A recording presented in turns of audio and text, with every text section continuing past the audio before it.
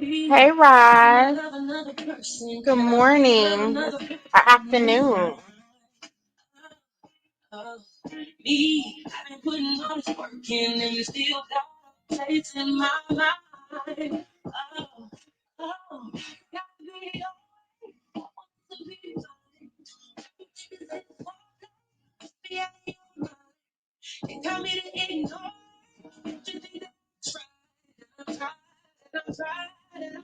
Good morning, Rakita.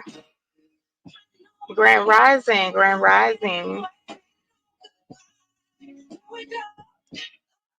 Hey, Miss Renee. Good morning. It's afternoon, y'all.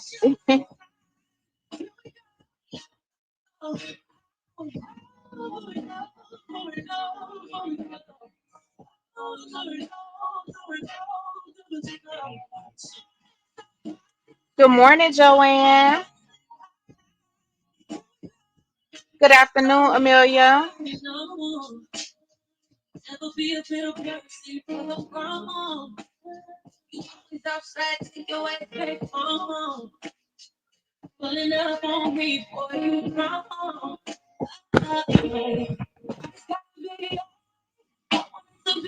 Good morning, Izora.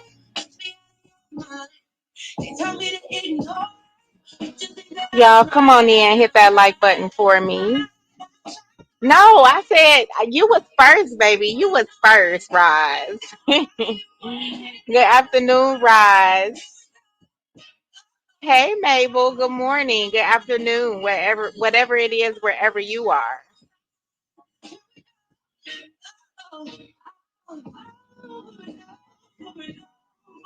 Y'all, make sure to tap that like button for me. Good morning, Tanisha.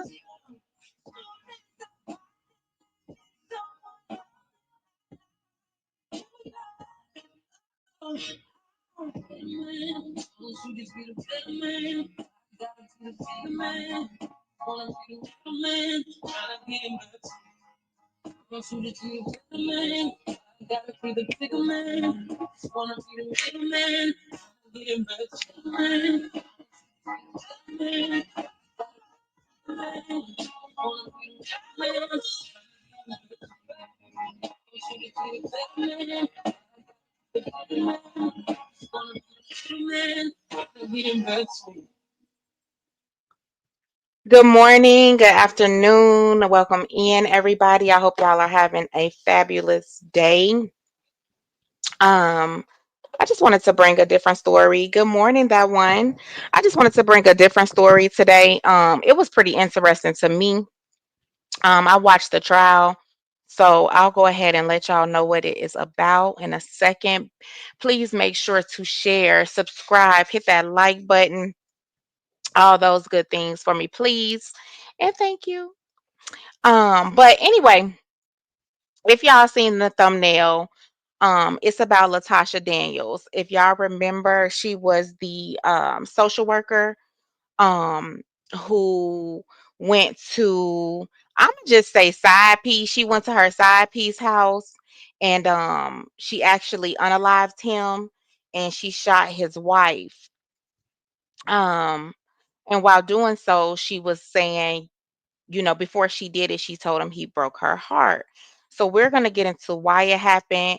And I just want to see if y'all feel the same way I feel. Um, Pretty much a little, I guess, synopsis of what happened is, so basically, she was married. She was a licensed social worker. She was married twice, and she had this thing where she always felt like she wasn't good enough. She's tried to commit the S word, and I think in her first marriage, from feeling like she wasn't good enough. The second marriage, she was headed for divorce. And so she tried to get her ex-husband to, or her husband, to go to counseling with her. He denied. He didn't want to go. I think they was married for about 7 or 8 years.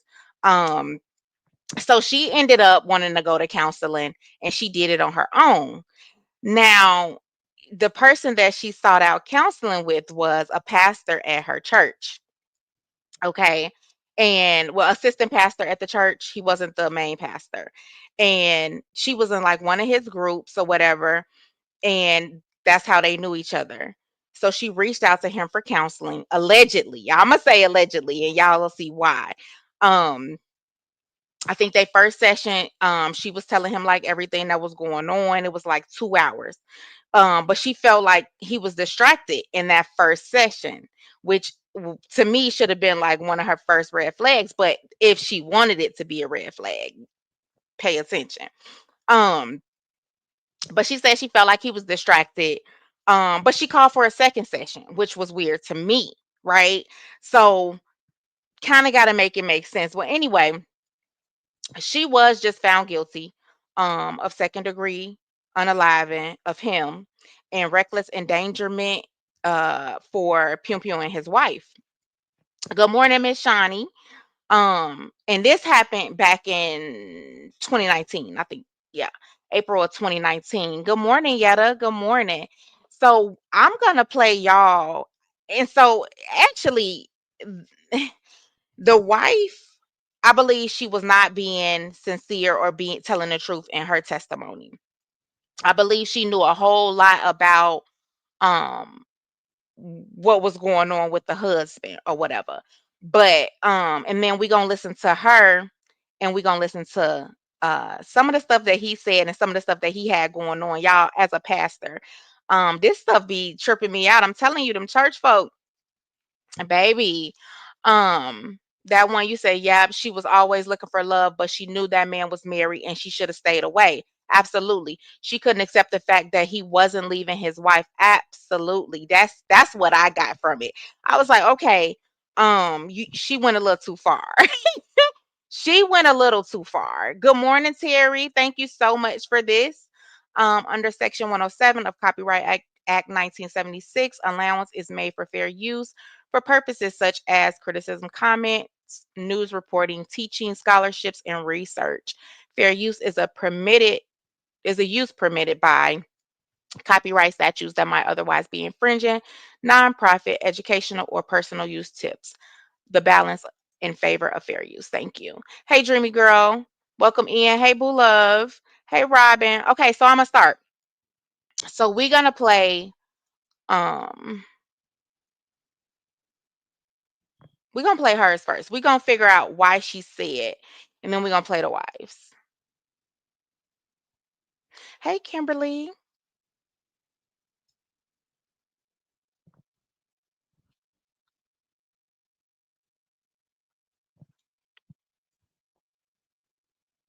Describe your feelings. Let me know if y'all can hear I it. was a little hopeful. I was like, okay, maybe, we can get some resolve. I can get back. Defense calls Latasha Daniels.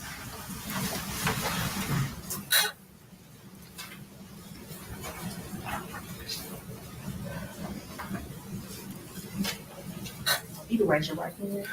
You swear affirm to tell the whole truth. Yes, ma'am. All right, Okay, thanks, Dreamy.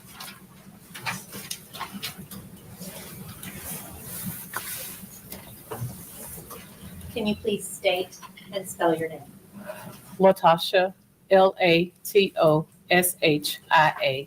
Daniels, Daniels.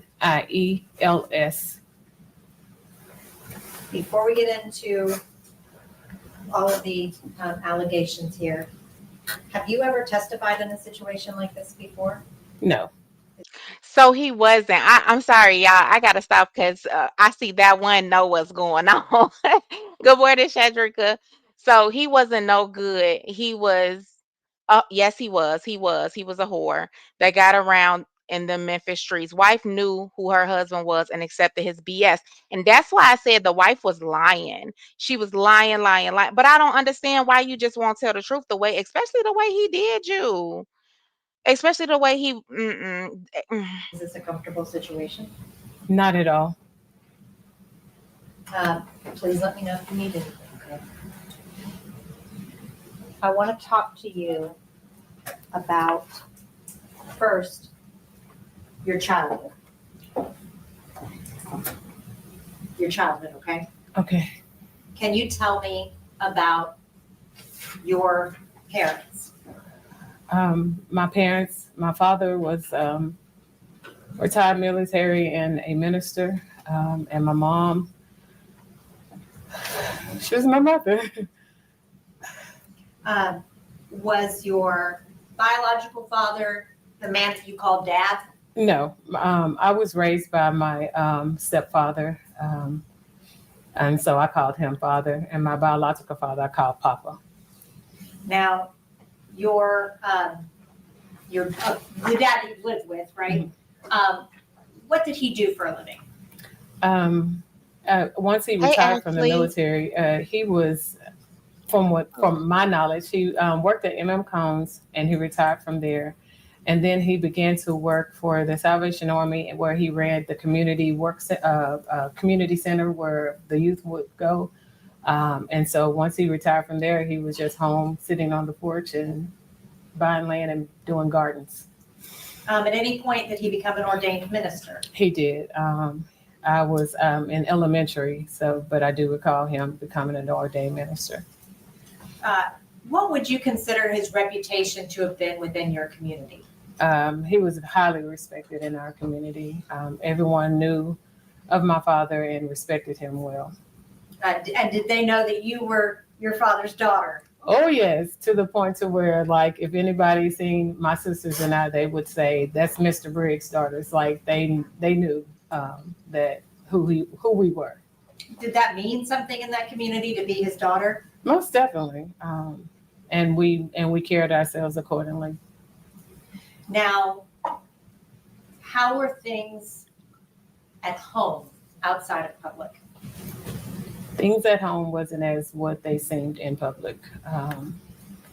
My father did physically abuse my mother, and I was the one who would at nights wake up and beg him to stop.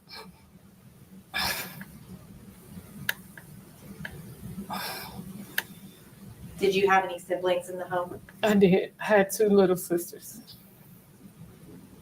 Did the 3 of you hear as your dad would beat your mom? I'm not sure if they did, but I did, and I often would wake up and ask him to stop, and even sometimes try pulling them apart. Let me pause it. So that one, since you know, do you think that's a part of the problem why she became so like always feeling like she wasn't worth it or she wasn't good enough? You said the wife is ashamed and didn't expect it to get out and she wanted it to look like they were happily married, but not. She I don't know how she didn't expect it to get out if she was so-called okay with being sister wives.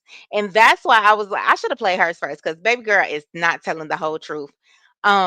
Yes, I think so too, that one. I think like unfortunately watching that and seeing that, hey Dominica, and seeing her father beat on her mom allegedly is the reason why she came out.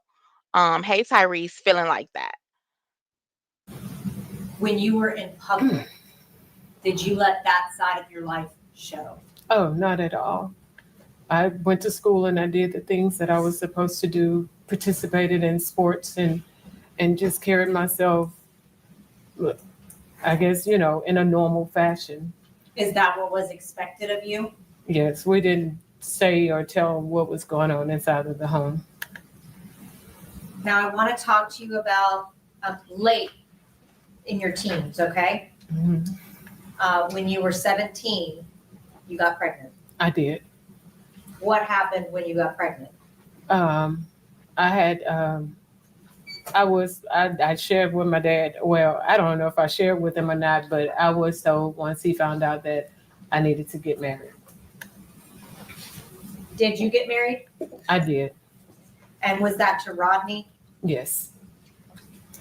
How would you describe your relationship with Rodney?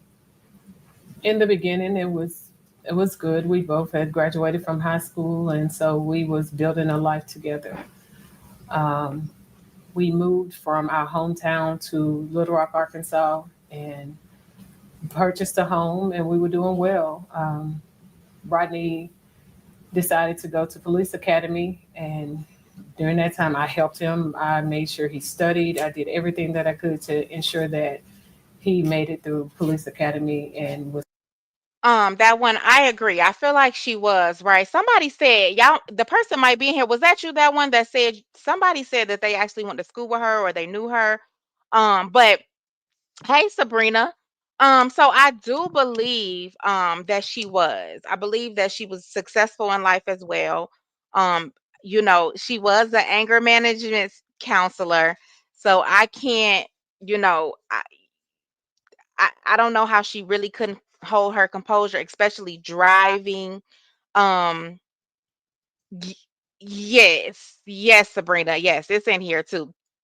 But I feel like even just listening to what she just said right there about how she made him study, how she got so comfortable with feeling like she had to do everything. She had to make them feel good, but she forgot all about herself. Successful. Once he, um, probably months after joining the force, things began to shift. He would ask me to do certain things that I was like out of the norm, but I was in college. And so he would then say, well, you're probably going to want somebody from college. And I didn't understand that because, like, I loved Rodney. I wanted our family. Um, but even though we didn't argue, we grew distant. And I never understood why until I found out that um, he was having an affair. Did you actually catch him in the act? Not in the beginning, but during he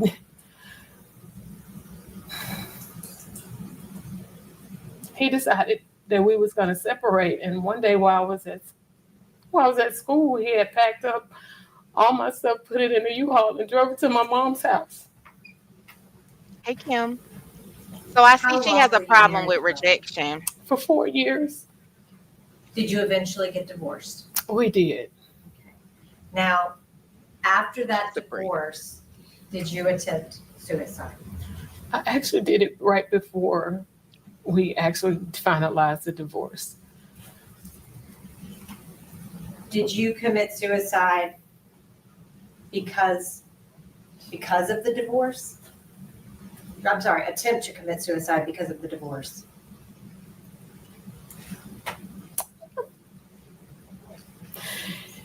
Yes, I just didn't feel like I felt like a failure. That was the one thing I don't,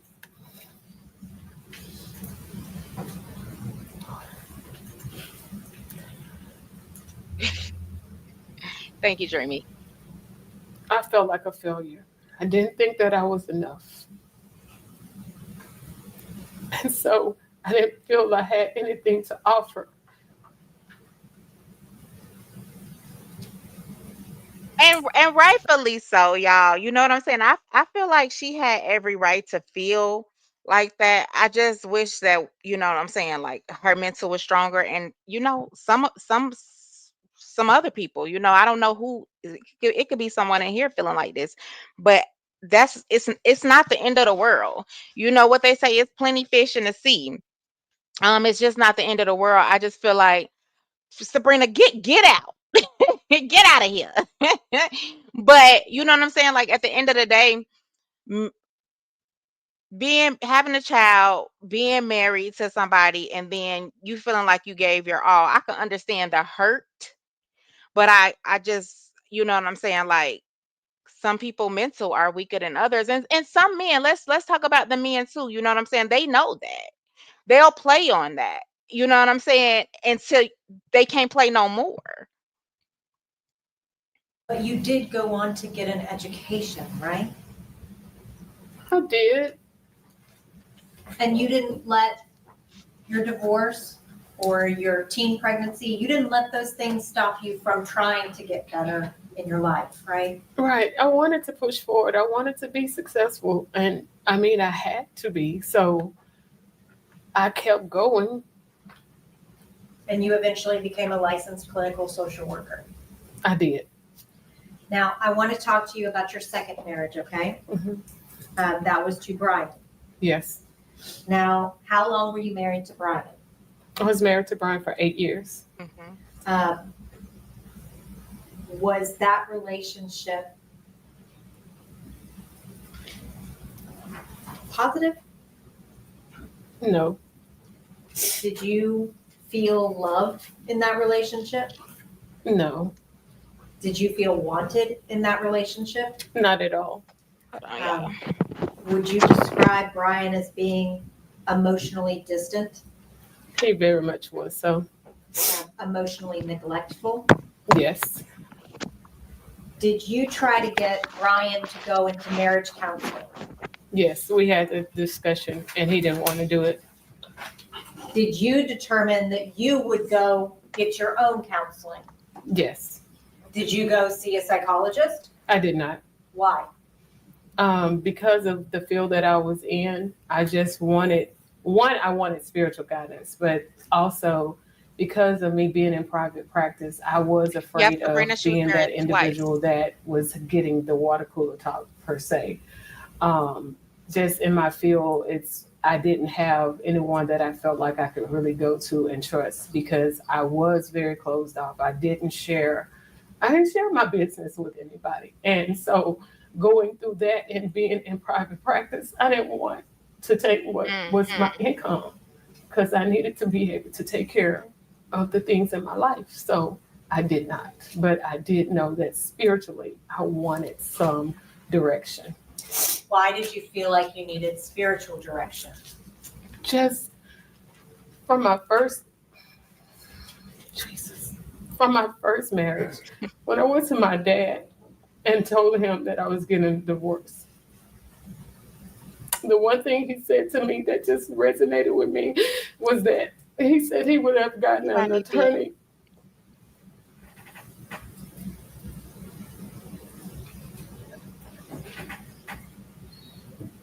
I'm taking away my children, but it was all just like, I just felt like it was kind of like a punishment from God. And so I just didn't want to be in another failed marriage. I just didn't. Did your dad consider it your failure that you got divorced? Yes. And that's why I say her dad, I'm sorry, and that wasn't even the biological, but he played a big part in how she thought.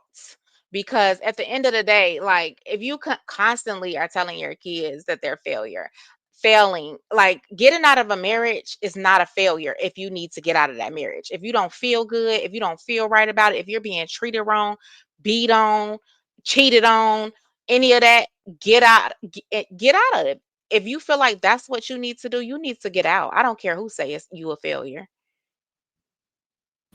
Did you seek out spiritual counseling? I did. Now, I want to talk to you about St. Mark's, okay? You Okay. need some water? Yes. May I approach her? Yes. Thank you.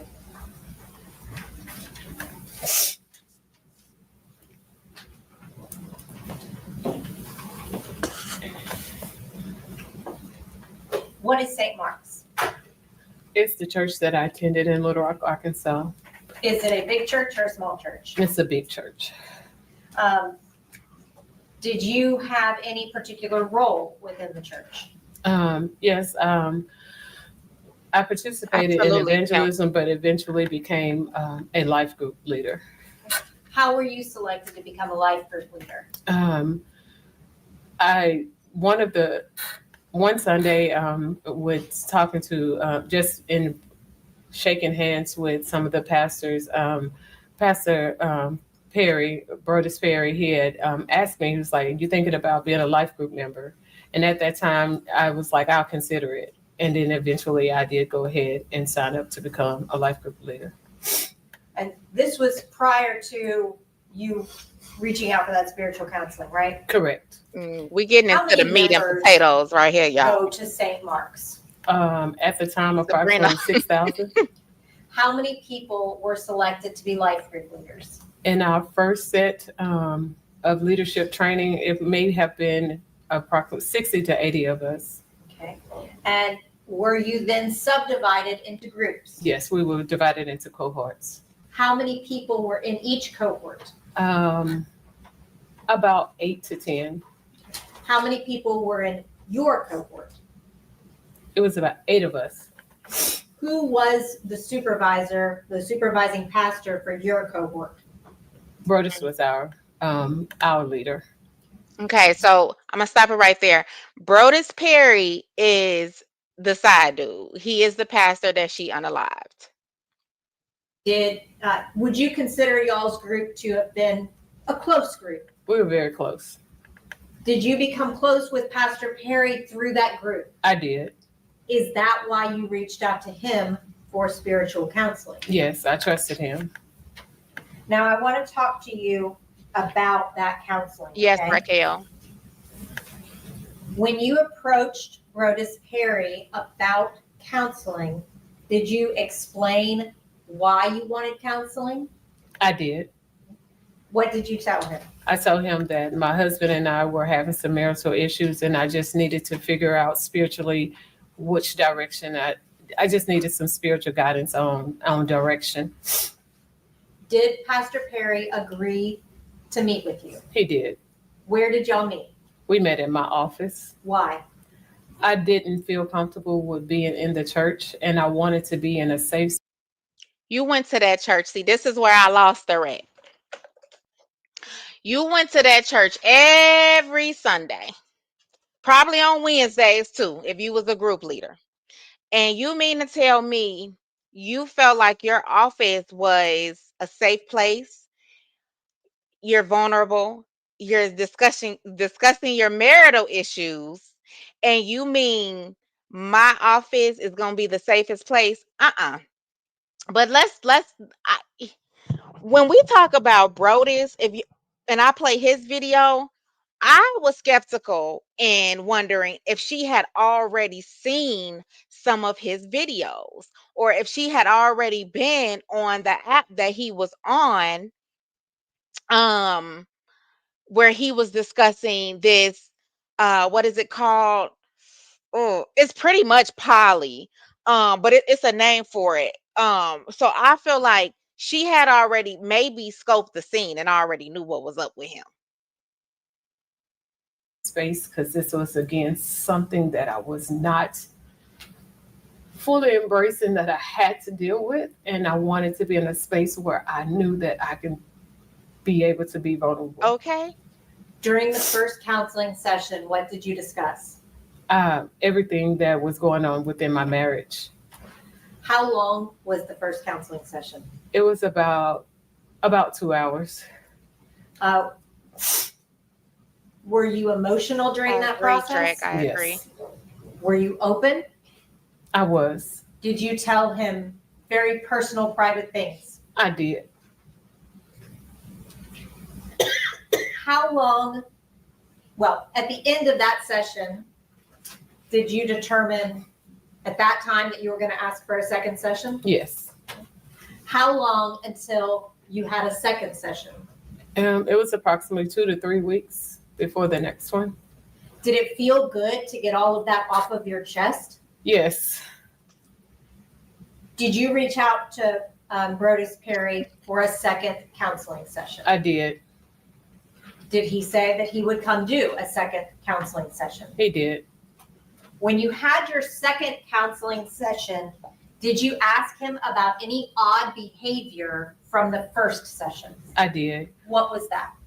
In the first session, from the moment he walked through the door, he had his hands in his coat pocket, his jacket pocket, and he sat there the entire time during the session with his hands in his pocket.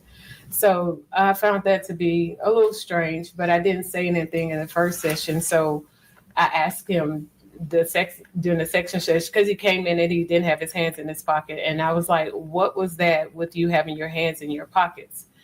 And at that time, he told me it was because he was trying to maintain his professionalism. All right, buddy would have had to just turn around. Let's end this. You know what I'm saying? If you really wanted it to end, that right there would have been the end for me, right? So I felt like, first and foremost, if you felt the odd behavior during the first session, why did you even consider a second session? She didn't make it make sense to me.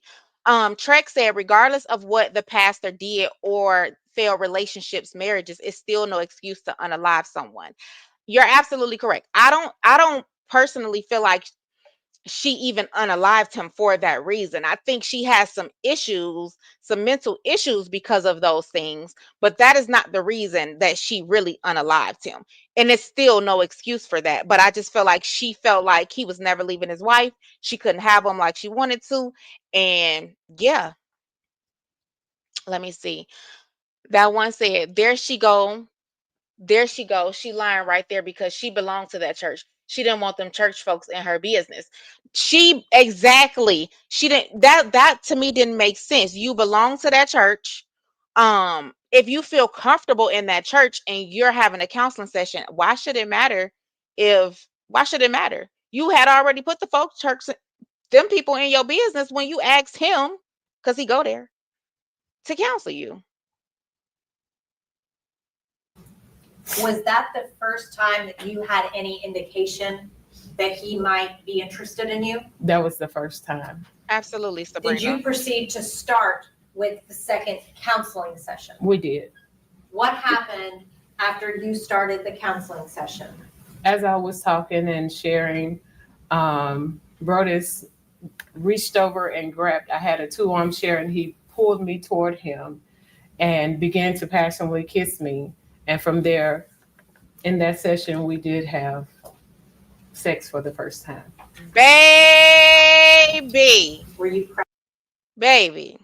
Look at the messy attorney. Were you proud of that encounter? Sis, clearly she was. We all go through heartache, disappointment, infidelity, and most of all, rejections. None of it feels good, but she is a mental case. None of it does feel good. You know, we all done had some heartache, and that shit hurts. You know, it hurts. But it ain't hurting me that much to where I'm going to spend the rest of my life in jail. Yeah, no, I can't do it, sir. Um, that ain't happening. No, she didn't. She wanted that man to leave his wife. Absolutely, she did. Hey, Thuggin. Um, let me get down. Yep, they did. Ain't that so crazy?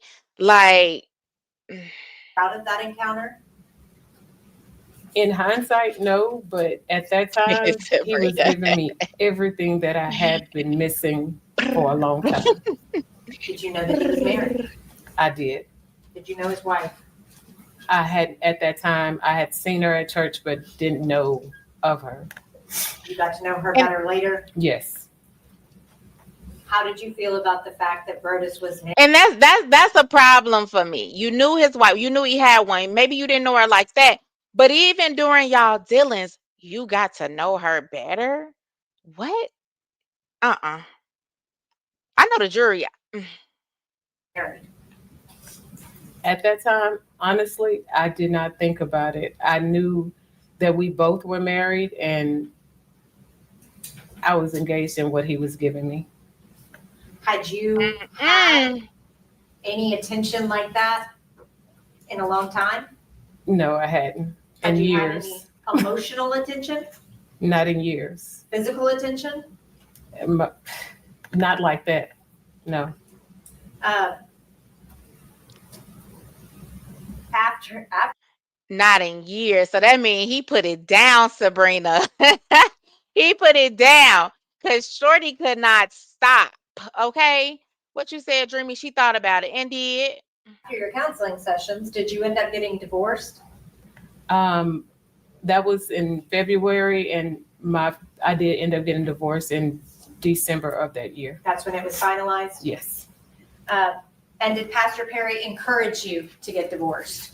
We talked about it, and there were times whenever we would be on trips, he would make mention of, oh, we can't do that until you get a divorce, or we can't do this until you get a divorce.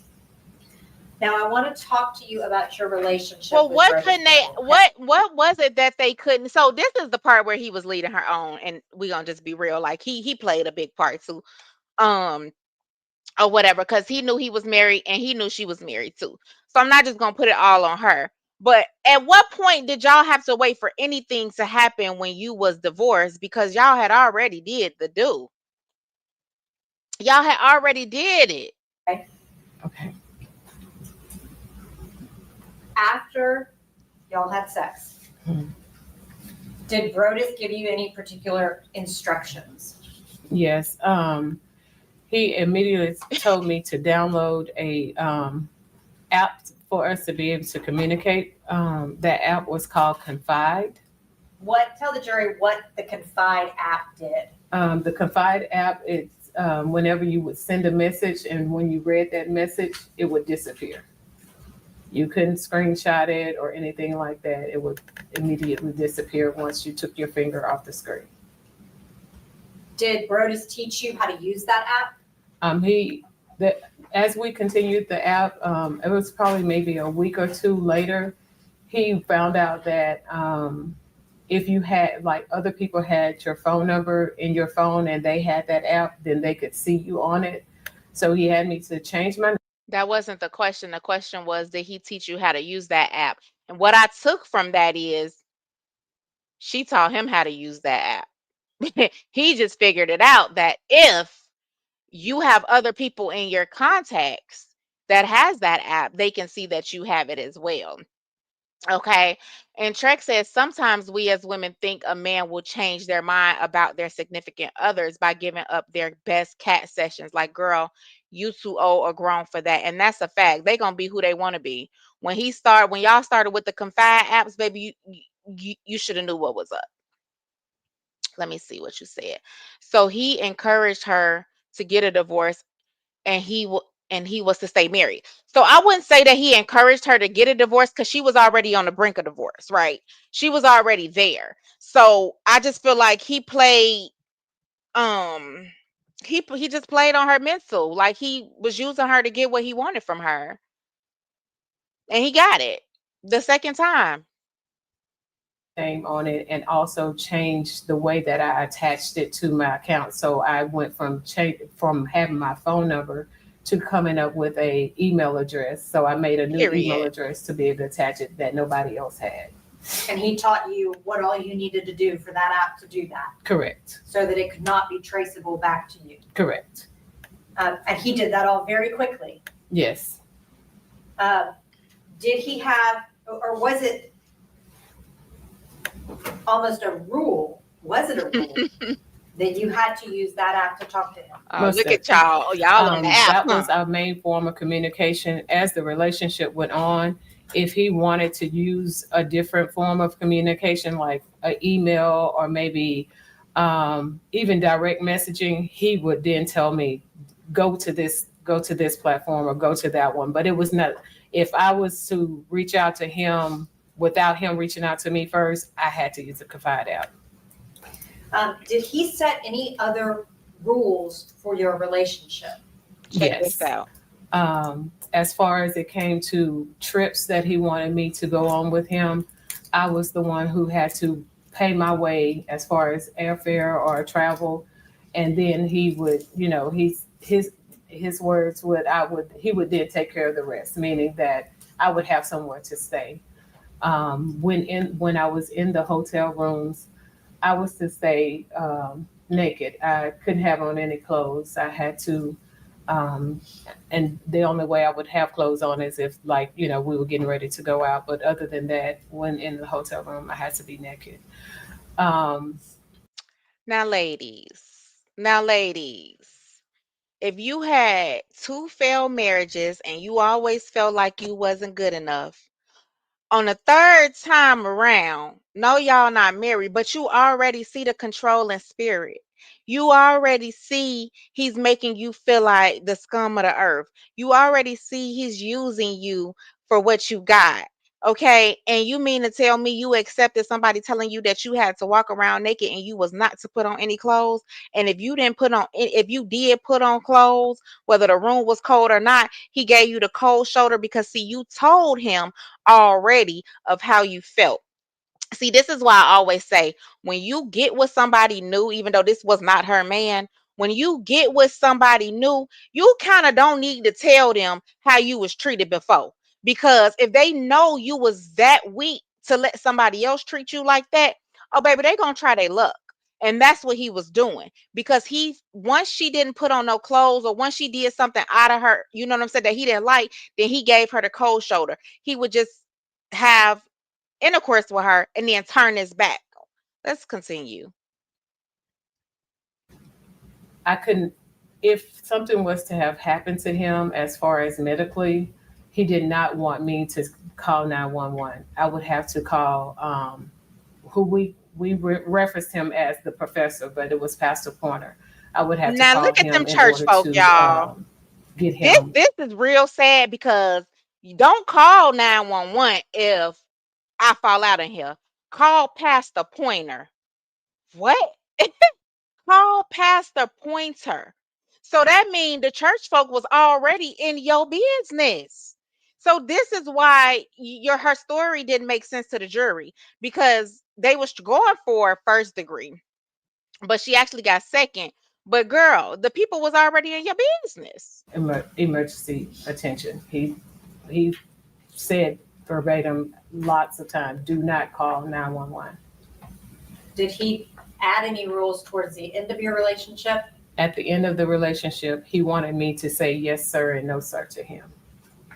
Now, I want to kind of break those down individually, okay? No, ma'am. You were required to use the Confide app. Yes. I want to talk to you about the travel, okay? What kind of trips did Brodus want you to come on? The very first one was to Vegas. He had some convention or something that he was at, and so that was the first one. He had invited me to go to Cuba with him that year, but he ended up right at the last minute changing it, saying that Tabitha wanted to go with him. So she went with him, and he was like, well, since you're not going to Cuba, go ahead and sign up to go to Israel for the church group trip. So I signed up to go to Israel and paid my way for that. I traveled with him to Savannah whenever he would go with Pastor Pointer.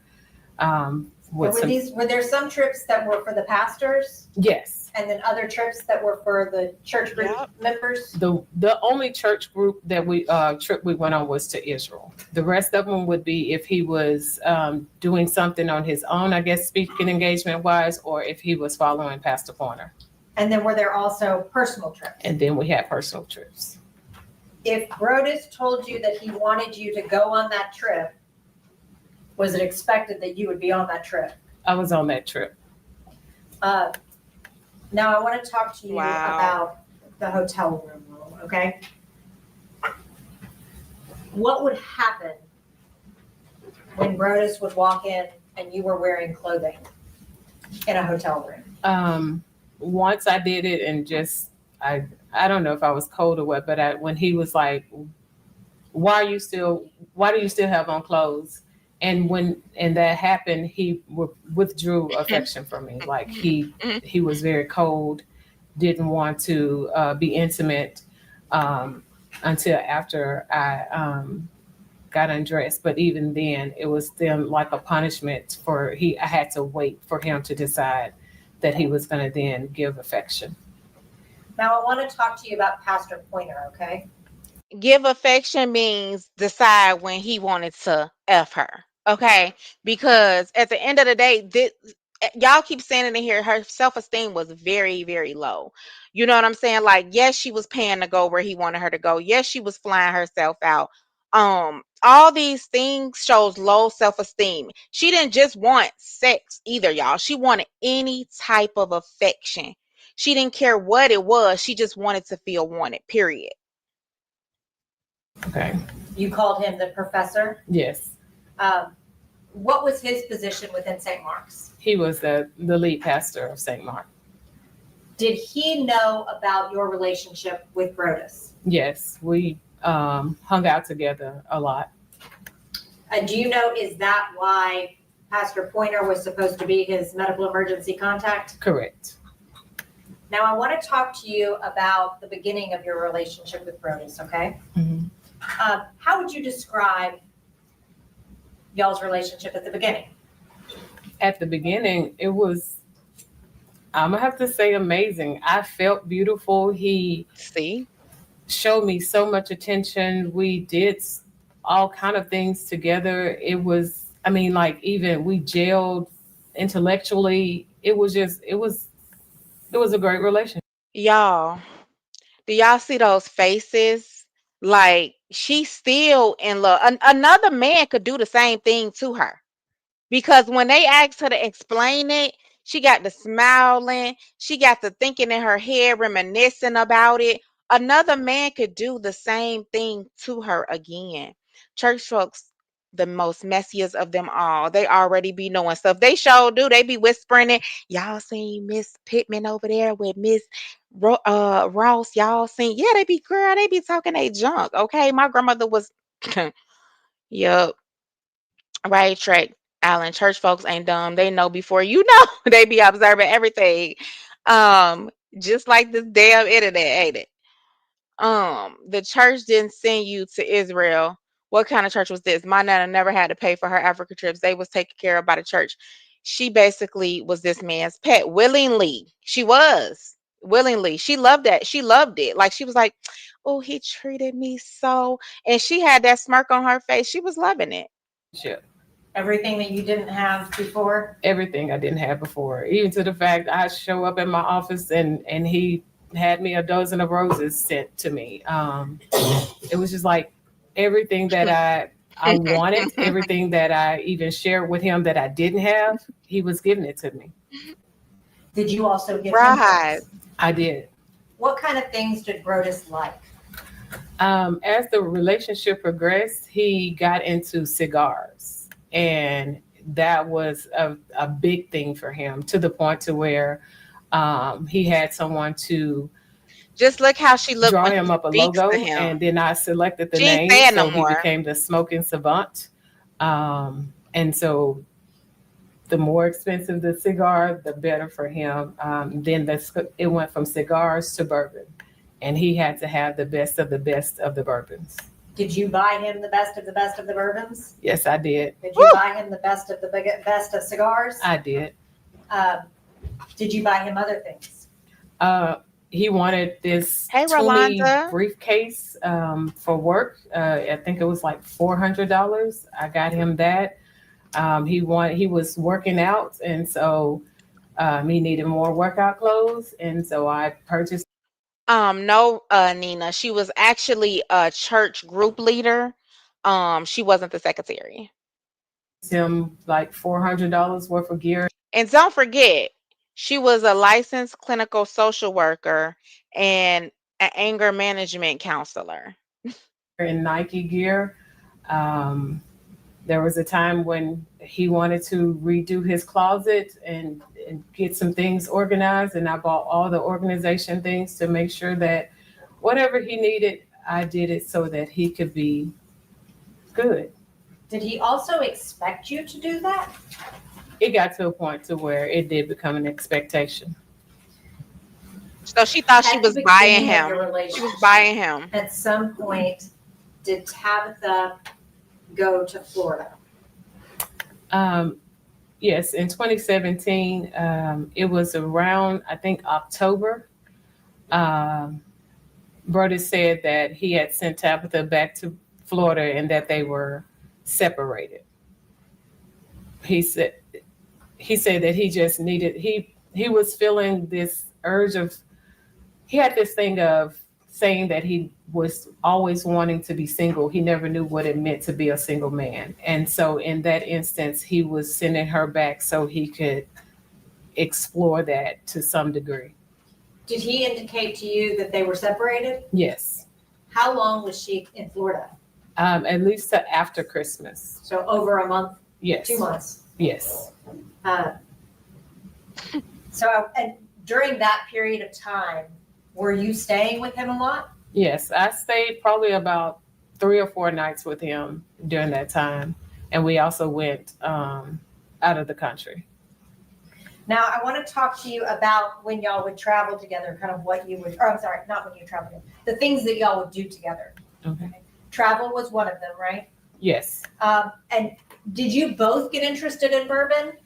I did start eventually tasting them. He would always ask me to taste and try to figure out the notes or the Get that different taste. contents of them, but it wasn't something that I just enjoyed.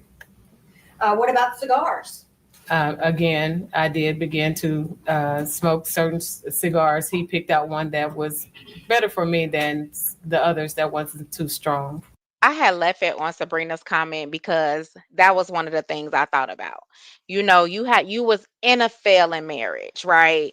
And you couldn't even put that energy into your own marriage. Um, she wanted something spontaneous, is what that one said, and she got it from the pastor. Did you go with him to cigar lounges? Yes, Uh, everywhere we traveled, we would find cigar lounges. Did you actually pay his dues to cigar clubs? Um, the first, I paid two sets of dues. The first set of dues was at Dave's and Sons, and those won that Hey, much. Lisa. And then the second one was at a club called 1836. Were those expensive They were $125. a month? Yes. Did he ask you to pay that? No. You just did I to did, make him because- happy? Yes. Did you engage in any physical activities together? We ran together. We eventually began cycling. He got upset with me because I did not purchase his bike. I was like, I can't afford your $2,500 bike and mine, and that did cause him to be upset. But he eventually got his bike and I got mine, and we joined a cycling club together. We also exercised together. We would go swimming. So we did those things. Around those kind of activities, did you have any particular rules that you had to follow? Now, if we were in And the did cigar Miss lounge and Lisa? we was not hanging out You with have been a watching certain it. group, he would have me to call a certain individual to invite her to come, so that it looked like it was more of a church thing than it was just he and I hanging out. That was just kind of the case even with the running. It was going to always be somebody from the church, even though they didn't know they were a third party.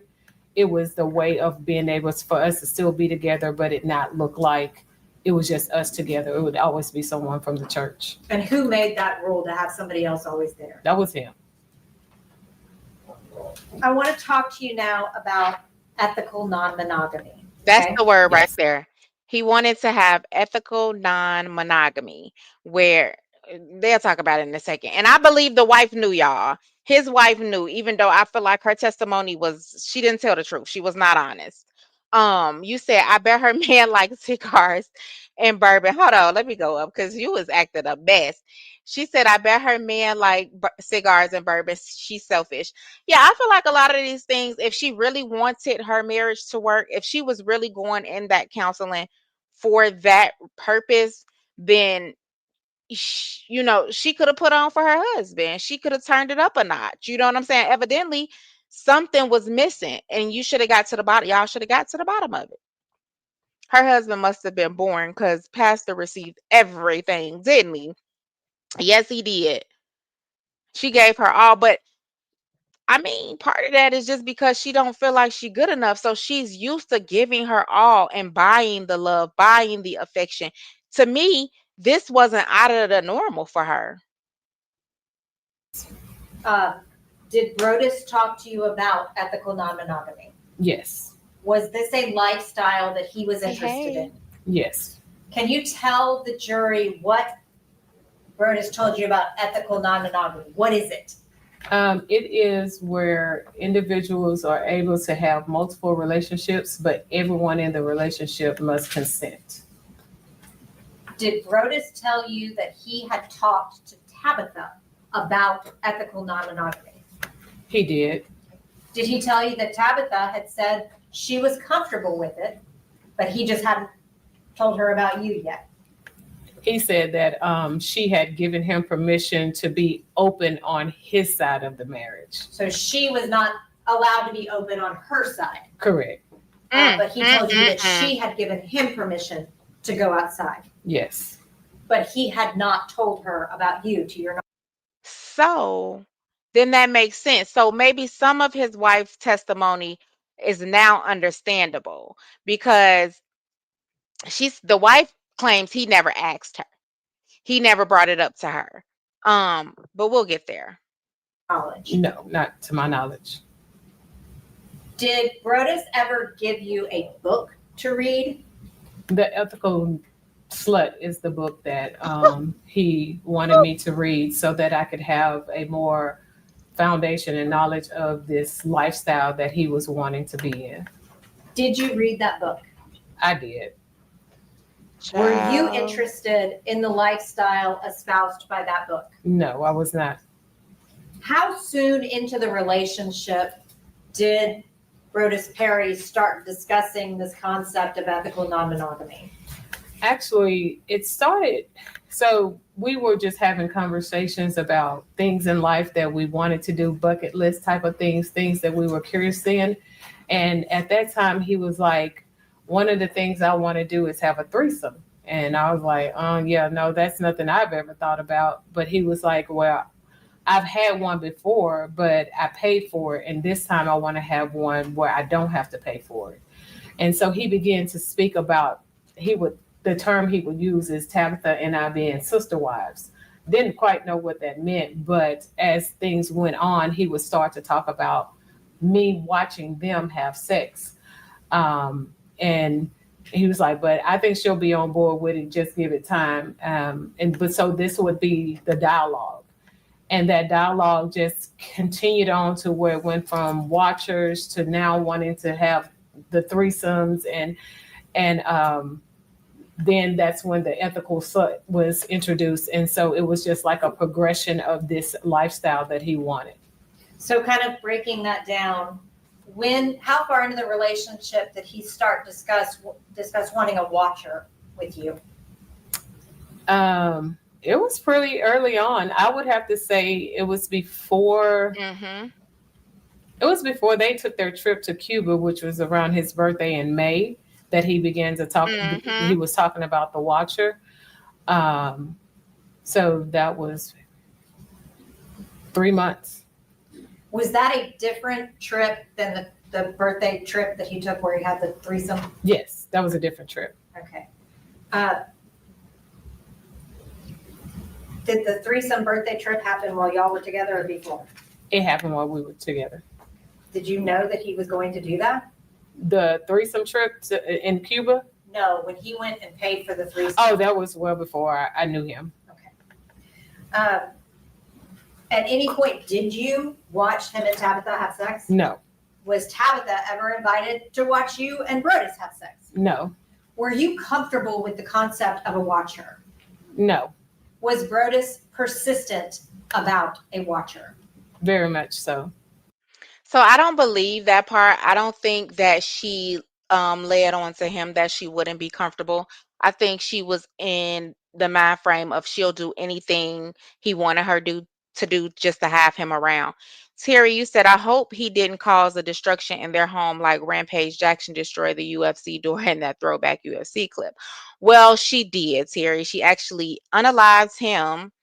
They caused the destruction, but anyway, it ended with her unaliving him and Pew Pew and the wife.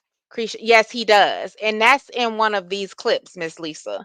He does. He was downgrading women. That's why I feel like she already knew who he was. I feel like she found those clips somewhere else. Or Google his name. Because she probably already had her eyes on him. Google his name and some of that stuff probably popped up. Explain that for me. Everywhere we went, he would even text me and say, "Hey, you need to find us a watcher. Find us a watcher." Yes, he And did. so I got to the point. I was like, if I can find somebody, hopefully I can get him to stop. So I asked a friend of mine if she would do it for us, and she was like, if I do, we're taking it to our grave. He had me to tell her to download Confide, and we were able to dialogue 3-way, and the things that he was asking her to do, she just backed out. Did that whole thing make you very uncomfortable? Very much so. Why were you willing to even entertain it? Okay. I wanted to make him happy. So now I want to talk to you about Brodus wanting to expand the ethical non-monogamy. Well, I guess first, was he actually engaging in ethical non-monogamy? No, Tabitha had no idea any of this was going on, right? no. As far as you knew, she knew that that's what he wanted, but he hadn't told her. As far as I knew, correct. And you've heard differently from even that here. Yes. Did Brodus ask you about expanding the relationship beyond you? He did. When he asked you about that, how did you respond? I told him I didn't want to. Did he tell you, well, my wife's on board with it, so why isn't my girlfriend? That's exactly what he said. Did that cause problems between you and Brodus? At first, no, but as it continued to go on, I never heard when she became the girlfriend. I thought they couldn't do any of that until she was divorced. So when did she even ever become the girlfriend? He never gave you that title. And I think that's what really made her snap. You never had the title of the girlfriend. He gave you a book called The Ethical Slut, and clearly that's what you was to him. did, especially after he joined like this. He called it a book Yes, club, Karen, yes. but it was they met on Marco Polo talking about the book, The Ethical Slut, and so the more that he engaged in that, it became to where it was because he was more like, why are you not on board with this? And I'm like, why would I be? Like, it doesn't make sense because we already have limited time together. So why would I say, yes, you can be able to be with multiple women? And so it was that part, it was hard. Did you I love? got a question for y'all though. Do y'all, if he's married, how do you think you can not agree or not allow him to be with multiple women? He's already with multiple women. You're one of them. And his wife is another way. So how did she even think she could, yes, happen in April 2019, could stop him from doing that? She, Brodus Perry? I shouldn't have, but I did. Were you in love with Brodus Perry? I was. Were you wanting to build a life with Brodus Perry? delusional? I wanted what we had at that time, yes. And y'all saw each other frequently, right? We saw each other just about every day. I would cook for him, and so he would come to my office to eat lunch. If he didn't come to the office, I would drop it off for him. But it got to the point to where he knew my code to my office, so he would just come in. He knew where to get his lunch, warm it up, and if I had a session, of course, he would wait out in his vehicle. But other than that, he would come in and we would sit there and have lunch every day. How did Brodus react when you told him that you were not open to expanding to allow him to have more girlfriends? He was emotionally distant. Like, well, he would tell me, well, you need to go and find someone. And I'd be like, I don't want anyone but you. Woo! And so he knew that would play on like my insecurities. So one time when he said, you need to go out and find someone, I said, well, what if I do? And he said, well, then we won't be together. That does not make sense. That is not the truth. If he told you you need to go out and find somebody, and you telling him you don't want, yes, that is what got her convicted. You saying you don't want nobody but him, and then you ask him, well, what if you do? And he say, well, we won't be together. That, I don't believe that was said, because he clearly told you to go out and find somebody. You didn't want anybody else but him. That's what got your ass convicted, because you could not let go. So he knew that was going to get to me because I wanted to be with him. I enjoyed our time together when we did have it. And so he used the emotional part, the affection. He would give it to me, withdraw it if I wasn't really complying with what he wanted. Since all of this has happened, have you had time to really retrospectively consider your relationship with Brodus? Yes. She loved Brodus, even on this stand, baby. Even on this stand, that face tells it all. She still ain't learned her lesson, is what she's telling me. But Kim Kobe, you said a word. She did not accept her position. First of all, she overplayed her position first and didn't know her position at the same time. That's crazy. Mm-mm. And she is a social worker savvy, but she was having a relationship with a pastor. That's what you want to call it. I want to talk to you, we'll get back to that. I want to talk to you about that Marco Polo group, okay? Okay. Brodus was in an ethical non-monogamy group with 2 other women, right? Yes. Were you a part of that group? I was not. Were you ever allowed to be involved with that group? I wasn't. But you knew about it. Yes. Would he have let you contribute? That was the first time that of any activity that he done that he didn't even invite me to do. Did he actively keep it from you? I would say so, because with any other thing he did, even to joining like a bourbon society, like we had memberships to a lot of things together, but that was one thing that he did not invite me to. I want to talk to you about when Brodus and Tabitha Perry moved to Memphis, okay? Okay. Mississippi Boulevard reached out to Brodus, right? To my knowledge, according to him, the pastor from Mississippi Boulevard reached out to Pastor Pointer, and then Pastor Pointer shared that with Brodus. Had Brodus, to your knowledge, had any issues at St. Mark's? Yes, he would tell me a lot about conflict that he was having with some of his coworkers. And then there was one instance where, according to him, he had misuse of a credit card. Your Honor, this is going in Objection. the context of their relationship, just giving background on, and this is going to her buying things, paying for things. This is a debt that she repaid for him, and that's what it's going into. Okay, I'm gonna go pass. Rephrase my question a little bit, okay? At some point, did a situation arise where you had to pay back money to the church for Brodus? Yes. How much was that? The debt was $2,500, but I ended up getting him $2,300, and he got very upset with me about it Why did he get upset with you about it? because he wanted me to do the full price. Oh Lord. And that was not your debt, right? No. So did Brodus talk to you when this other church reached out to him? He did.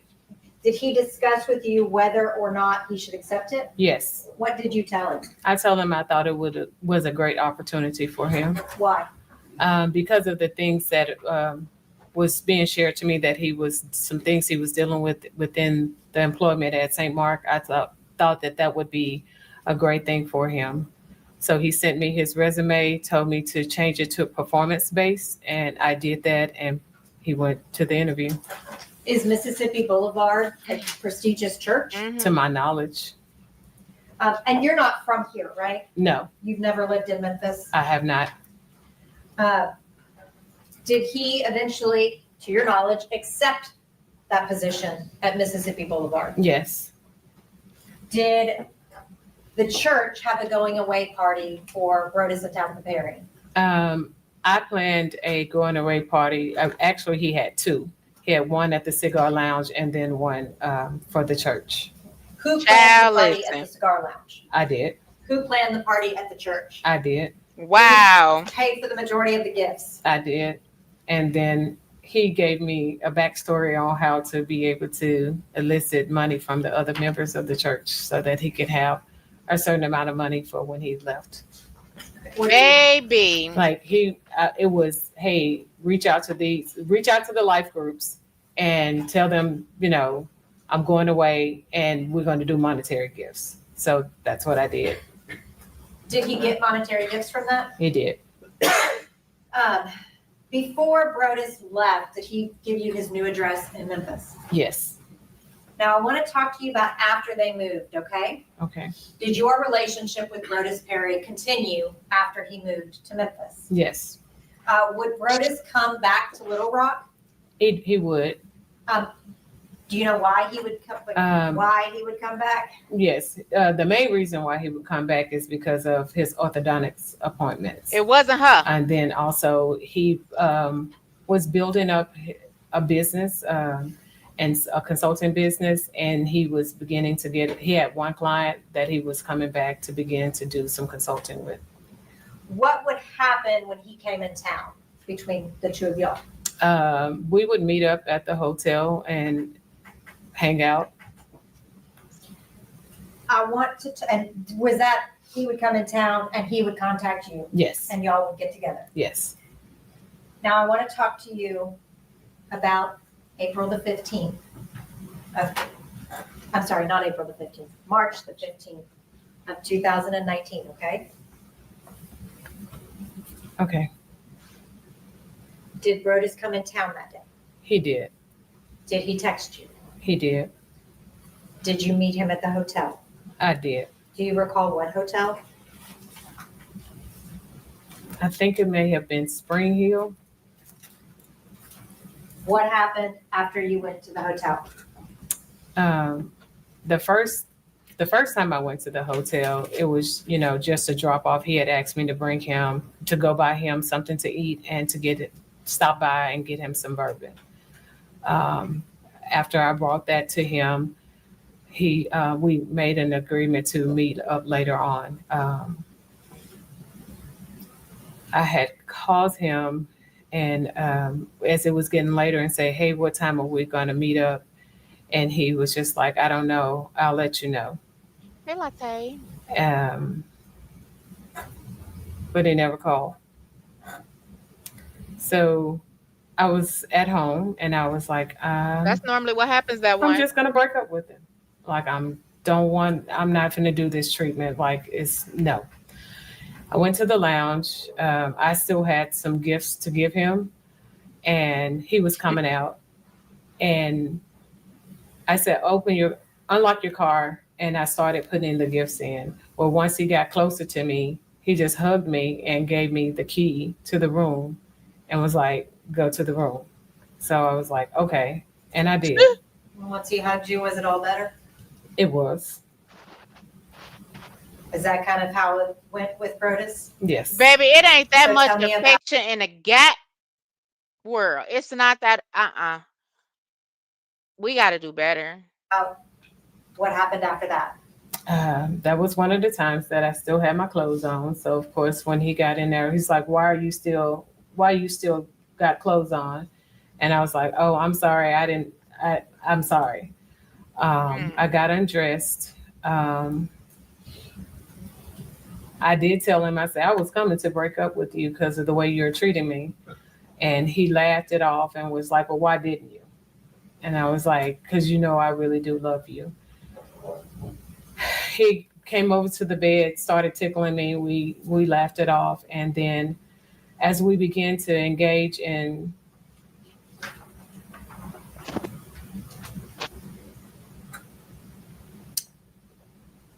what I thought was going to be love making, was not that night.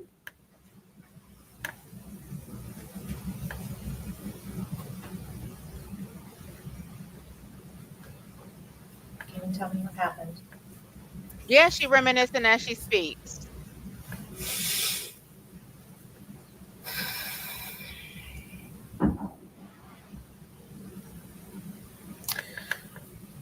As I was performing oral sex on him, he began to thrust himself inside my mouth really hard. And I told him that was hurting. Then he grabbed my hair. I had long hair, and he wrapped my hair around his hand and he started yanking it. And when he wasn't thrusting himself in my mouth, he was pulling my hair really hard. And with his other hand, he would just hit me and hit me and hit me. And I was like, it's hurting. And he was like, you better not bite me. You better not bite me. And then after that, we had sex, and it was just rough, and it was hard, and it was just not what I was used to. And then once we finished, something he never ever does was he rolled over and just gave me the cold shoulder. I'm sorry, y'all. I I missed was that. like, "You're not gonna hold me," and he was like, "No," and just went to sleep. So I feel like out of that whole story, the only thing that bothered her for real was that he turned over and he didn't lay with her after. I think that's the only part that really bothered her. I'm sorry. I'm sorry. And Latte, you said people need to stop playing mind games with folks. I agree to a certain extent because how many times does it take you to realize when you're being played with? You know what I'm saying? So she has to take some accountability because she had already been and was married at this time. You were in two marriages. So you knew how it felt to be controlled, may feel like you wasn't good enough. You knew all of these signs already. So at some point, people got to take accountability as well. And she liked what was going on. It was fun for her at that time, and she didn't care if he was married. She didn't care about nothing. So you reap what you sow. You really reap what you sow. How did that make you feel? I felt so used.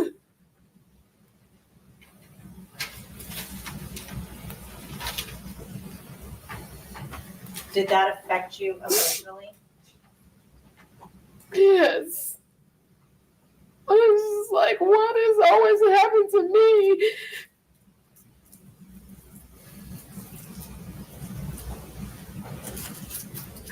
Did you decide anything?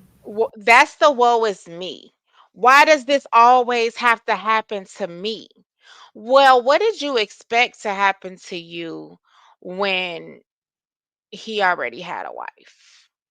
What were you expecting differently?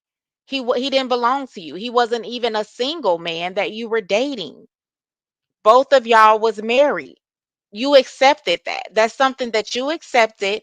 So everything that comes with it, unfortunately, you you you you got to accept it. When you were in that emotional state? Well, that particular night, I just was that morning. We stayed the night together, and that morning he got up and he left. He was getting dressed, and I was like, "Where are you going?" Like we always shower together, and he was like, and I was like, And "Where are you and going just with and still just smelling to like me?" And he was like, listen, he wouldn't have had to leave the next morning. I would have been gone. That first of all, I wouldn't have been there. Let's get that straight. But second of all, I wouldn't have stayed the night. "None of your business." I was like, "Since when did you not tell me your schedule?" And he left. Well, he was getting ready to leave, so I got up and I got dressed. And as I got dressed, I grabbed the key card for the room off the thing, and he laughed it off, and I left. And later on, I texted and said, "Hey, are we meeting up again?" And he was like, "I'll Lord, let you know." Of course, the day went on. I had rearranged everything, thinking that he was going to end up we would see each other earlier that day, but I didn't. And so that night, when I still didn't hear from him, I decided to head to the room. And as I was going, he was there. But in my wanting to why head does to she the want to see room, that I man had made the again? decision that I was going to kill myself in front of him because I just wanted him to feel the pain that he was causing me. So when we got in the room, he was already in there by the time I parked and got in. And I pulled out my gun and I told him, "You about to feel the same pain that you've been giving me." Did you ever threaten him? No. Did you threaten yourself? I told him I was going to kill myself. What did he do? he began to tell me no, and he kept saying that he loved me and that we can fix it. And I was just like, no, you're treating me so bad. And he was just like, that's not, I love you, I love you.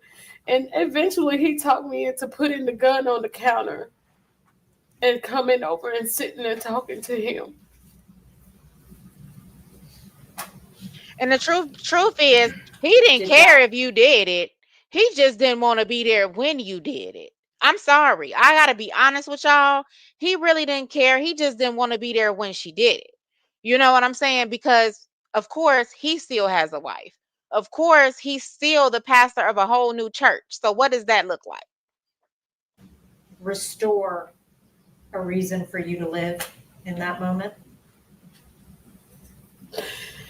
It did. Was this the first time that you had gotten to the point of hopelessness that you felt like you needed to kill yourself? Not in a relationship, no. Have you struggled for a long time with depression and suicidal ideations? Yes. After Rhodas convinced you to put down the gun, did he take the gun away from you? No. Did he take the gun from the counter? It wasn't until I got ready to leave when I went back to try to get it, and then he pushed me out of the way and he got it. He didn't want you to be able to leave with the gun? No. And was he worried what you would do with it? Yes, but he made me promise to meet him the next morning at the lounge. Do you know where he put the gun? At that time, I did not. But he kept it from you, right? Yes. And you later found out that he had placed it in a locker at the cigar lounge? Yes. After that happened, did you realize that you needed a little bit of time? Yes. What did you do? And this is where I feel like he actually played his part wrong, because he was still leading her on. You know what I'm saying? By, making her feel like, oh, meet me at the lounge the next day. And all of that was because, hey, I don't want you to commit the S word. You know what I'm saying? Not while I'm here, not on the basis of me. Like, let me get back to where I didn't move to. Right. But this is, to me, this is him definitely playing with her mental hard, because she already jacked up in the mind right now. You can see that. So to me, he played with her mind further. I made a plan to go and be with my friend. She He did. she is Threw a her life therapist, away. but I wasn't. I just needed to get away, and she had an extra room, and so I just told her that I needed her to watch me and to just be there if I needed her. And Was she in Little Rock? she lived in Pine Bluff, Arkansas. So how far away from Little Rock? About a 45-minute drive. Is she someone that you also worked with? Yes. At that point in time, were you pretty And just pay desperate? attention, y'all. She went to her therapist friend's house and she had her watch her. Um, and I said I believe that. Because I've been in that state of mind before. You know what I'm saying? And I I could believe she did need somebody to watch her, but I can't understand why you went to your therapist friend's house to watch you, but when you initially needed this counseling, you didn't go to her. You know what I'm saying? On your About your marriage. You didn't go to her then. But now you want her to watch you while you losing it about a man that's not even your husband. It didn't make sense. For Yes, I even was gonna go and be with another friend of mine who was a clinician, but she lived in St. Louis. Let's see. But she then, by the time it was for me to leave one friend to go to her, was then going through some marital issues herself. So I decided not to go to her house. during the time that you stayed with your friend, were you speaking with Rhodas? Very limited. When you got back to Little Rock, Did you resume speaking with Brodus? I did.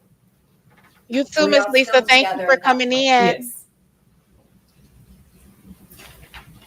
I want to talk to you Hmm. about April the 4th, 2019, okay? Yes.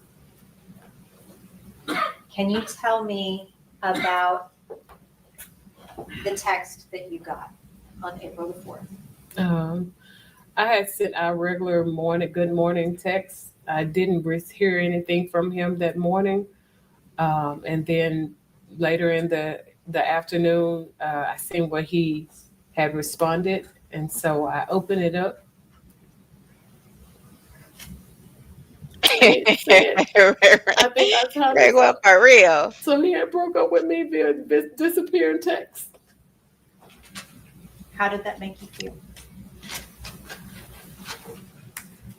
So I felt so used and worthless. And I probably would have kept her off of the stand if I was an attorney. And the reason being is because her emotions when being rejected is so loud.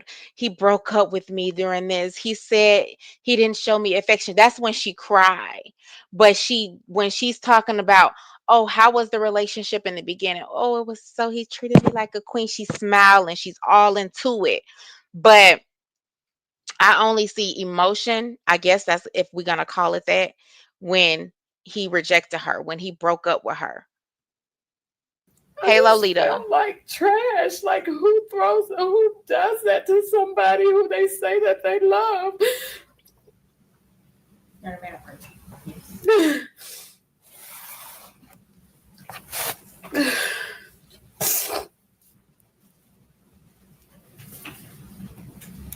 How did you react after you read that?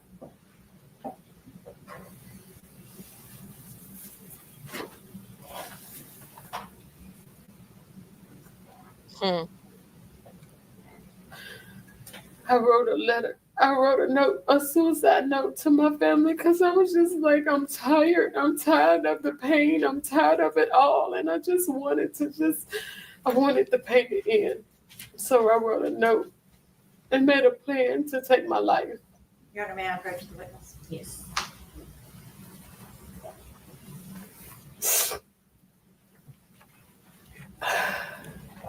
Latasha, do you recognize that? Yes.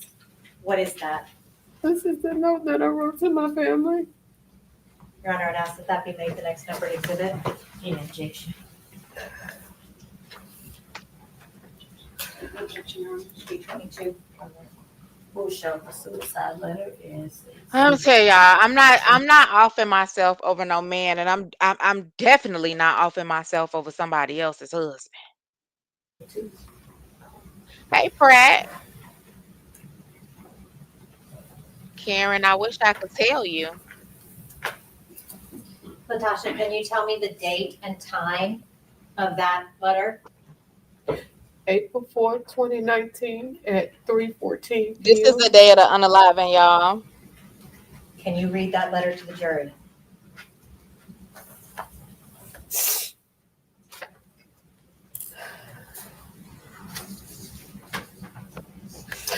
To my family,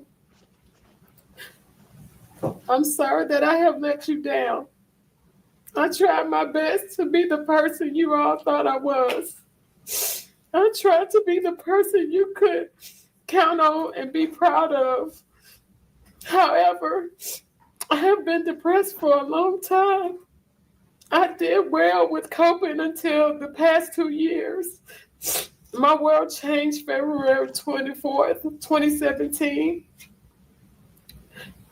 And the shit just keeps getting worse. I know what I have been through may be nothing to some.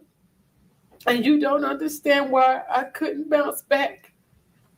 I have fought hard for so long to keep things together. I didn't trust anyone to know deep down how bad I was struggling.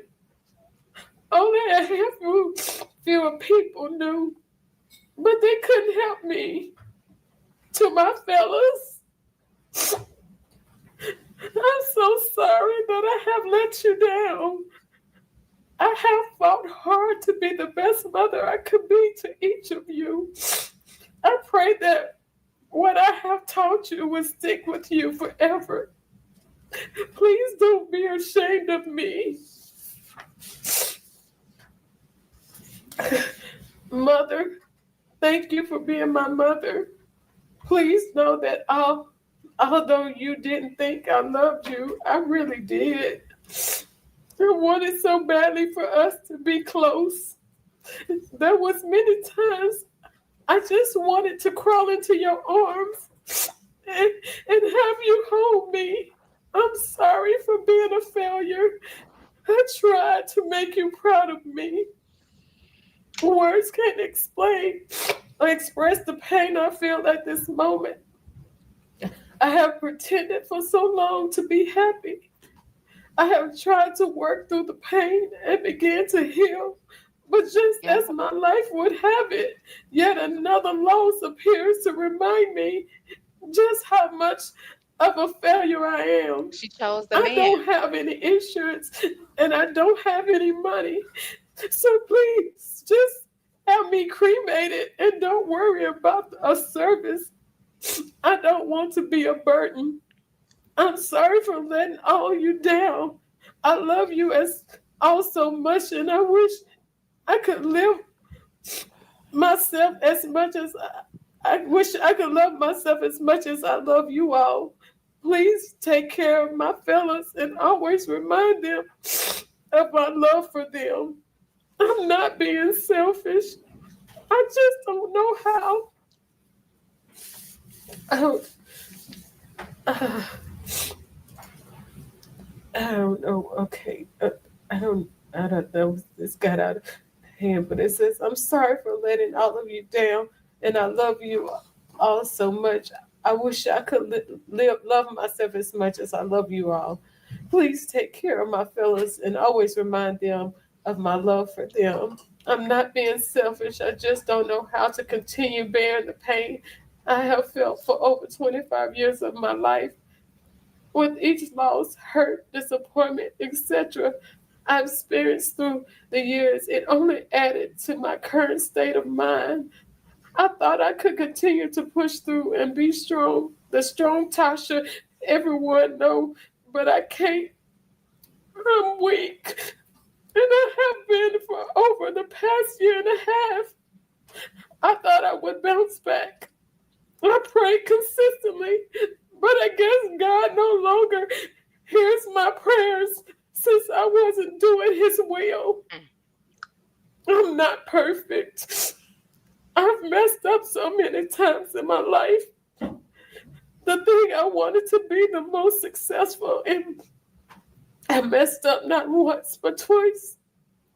Well, really 3 times. I will leave that for you all to find in my journal.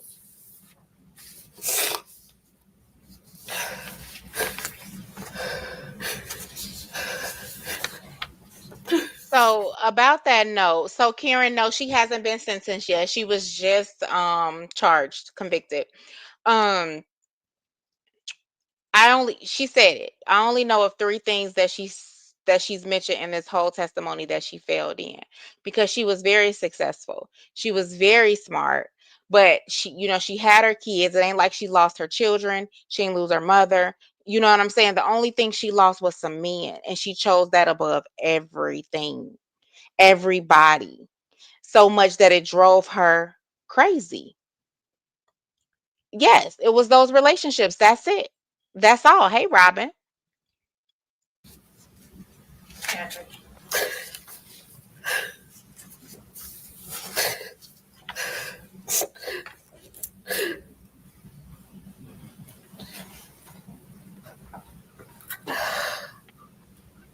I tell y'all what, with a GUN in her hand, when she first seen him before he hugged her at the hotel, she would have did it right then and there if that's what she wanted to do. She would have did it right then and there. He wouldn't have been able to talk her down. It wouldn't have been able to nothing could have made it better if you already felt like you felt in this note. We wrote that at 3:14 p.m. Yes. Where did you leave that? I left it in my phone because I knew my little sister would find it because she helped me with my appointments. And that's the phone she used for making my appointments. Did you leave it for her to find? Yes. What did you do after you wrote that note? I drove to Sherwood to go purchase a gun Why did you go purchase a gun? because I didn't have my other one. What was the purpose of the gun? I wanted to end my life, and I felt like that was going to be the best way to do it. When you went to that store, were you buying a gun to kill yourself, or were you buying a gun to kill someone else? I was buying a gun to kill myself. I had a whole plan. What was your plan? I didn't want to do it at my house because my son lived with me.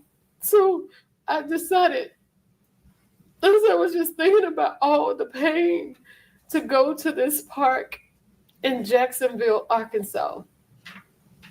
How far away from Little Rock was that park? Jacksonville might be about a 20-minute drive from my home. And the reason why I chose that was because that's where Brodus was. He wasn't from Jacksonville, Arkansas, but the Jacksonville part of it was attached to him.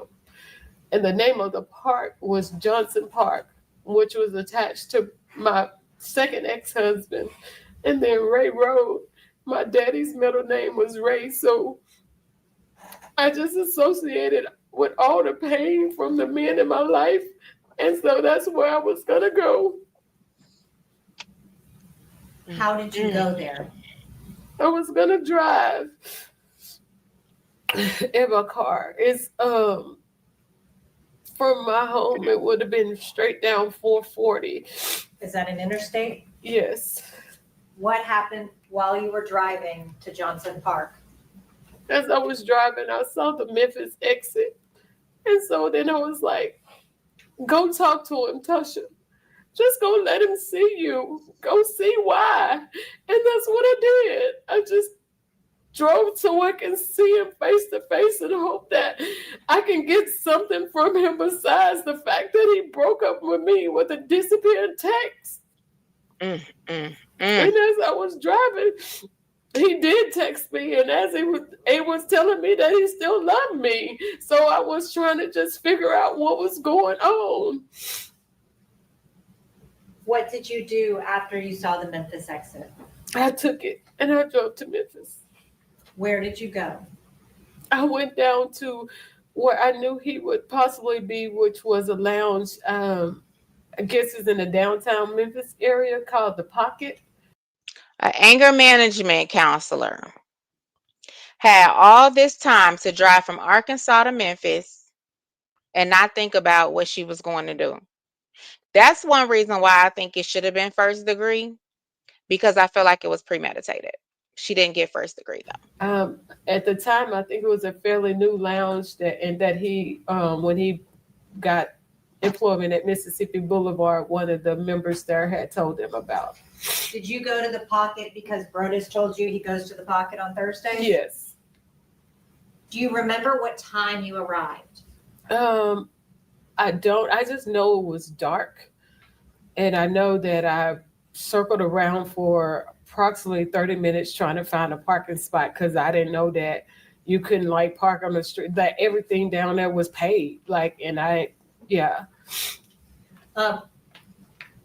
Just to back up for a second, when you went to the gun store to buy the gun to kill yourself, what did you take with you? Just my license and my debit card. Where was your purse? I guess I left it at home. Did you bring just necessities with you to the gun store? Yes. And you left the gun store right after you finished purchasing the gun, right? Yes. How did you select the gun? I went with what was the cheapest that was on. They have a wall that has all the guns, the names, and the prices, and I just chose the cheapest one. How did you select ammunition? Whatever the guy told me to get, I got it. Cause I was about to walk out the store to, he was like, do you need ammunition? I was like, oh yeah. And so he told me whatever he recommended. I was like, yes. And did you see on the video where he was showing you different types of ammunition? Yes. Is that what he was saying? Right. And I so told, you couldn't hear, but I was like, I don't know. Just whatever you tell me. when you left the gun store, what did you do with the gun? I think it was still in the bag. I went home because I did wanted to leave my son something. So I had stopped at the ATM and got out whatever money I could get. And so when I got home, I put that in his room, and then I changed clothes and I dumped some bullets out on the bed and just grabbed a handful of them and took the gun and left the house. What did you do with the handful of bullets in the gun? Oh, once I got in my car, because I was trying to hurry up and leave because I didn't want him to come home while I was there. I loaded the gun in my car. And once whatever was left over, I put everything into my coat pocket that was sitting in the passenger seat. Now, when you parked downtown, where did you go? All right, y'all, I got a question. Put a one in the chat if y'all think she only went to get that gun to unalive herself. Put a two in the chat if she wants to unalive him, her, and then herself. The wife, the husband, and then herself. I started walking in the direction in which I knew the lounge was. And once I got on the street, I started walking up the street, and I actually saw Brodus coming out of the lounge, and I walked past him. Were there any rules in your relationship regarding how to behave when you saw him in public? Yes, I was not to approach him because I never knew who he may have in his company. So I was not to approach him, but if he acknowledged me, then I could have, talk to him. Did you come within his sight? Yes. Did he acknowledge you? Yes. You actually walked right. I walked past him, and so he said, "So you're just gonna walk past me and not say anything?" At that point in time, did y'all engage in a conversation? Yes. After you talked with Brodus, what did y'all figure out? Well, we decided that because his thing was I still wasn't wanting to be on board with him and this non-monogamy and have been able to see other women. So we came to I told him, well, we still haven't told Tab. You've always said something about telling Tab, so we haven't told Tabitha. And he said, okay, we'll tell Tabitha. He told me to go to the apartment and just talk to her about tennis until he got there, and that once he was there, we would tell her. He had to go to his boss house to drop off something. And so he gave me a backstory as to what to tell her if she asked me while I was in town. And we left. But before leaving, we came to the resolve that once we told Tabitha about the relationship, we had a trip that was planned to go. We was going to Kentucky. If she said yes, then that would be a new start, a fresh start. But if she said no, then that would be the trip that we would end. So, and that's that right there, I think did it for the jury. Because as long as you can have the man, whether it was with another woman or not, you was gonna have him by all means necessary. Let me go back up because hey Cree, hey Trini Batty. So Joanne, you said I don't know. I understand that. Tyrese with the T said, I don't think she ever intended on hurting herself, just my opinion. And I could see that because I feel like if she was gonna do that, she especially with having the GUN and the ammunition, she would have just did it. So I think she would have did it way before having to drive all the way to his house, having to sit down. It was like she was trying to lock in and secure her spot with him, whether it be with another woman or not. That's what she wanted. She wanted the man, period. Did Brodus indicate to you that he was going to tell Tabitha while y'all were at the apartment Yes. about your relationship? Yes. And what would have happened, or would you have been allowed to tell Tabitha without his okay? I didn't know. What would you have been able to continue a relationship with Brodus if you had done that? No. So I want to talk to you then Yes, Karen. about when you left downtown, okay? Mhm. Where did you go? I put in the address that he had given me, and so that address did say Collierville. I didn't know how far away it was or anything. I just placed it in the GPS. Do you remember what time you arrived at the apartment? I know it was late. I just remember when we were there and we were talking, I remember the news coming on. Probably around 9 o'clock. Yes. So you left Little Rock, Arkansas at approximately 5 o'clock, right? And drove Mary to Robin. downtown Memphis, right? Yes. That takes about 2.5 hours. Yes. How long would you say that you were talking with Brodus? We talked for a while because I remember the valet pulling the car up a ways and getting out, and just because he was sitting in there waiting on him and we never did. So he just pulled it up and we continued to talk. So then you left downtown, it was dark, Yes. drove to Collierville. Yes. What did you do when you arrived at the apartment? I circled around because it was dark and I really couldn't see like numbers or anything. So I circled around, and then I guess eventually I found the building number and I parked and found my way to their apartment according to the address. If I may just have one moment, Your Honor.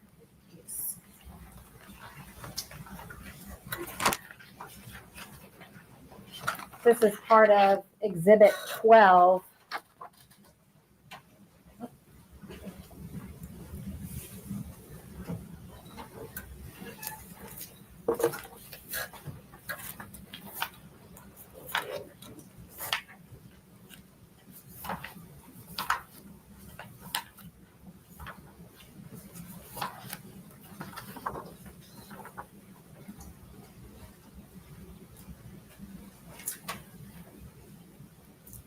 Latasha, is that your car? Yes.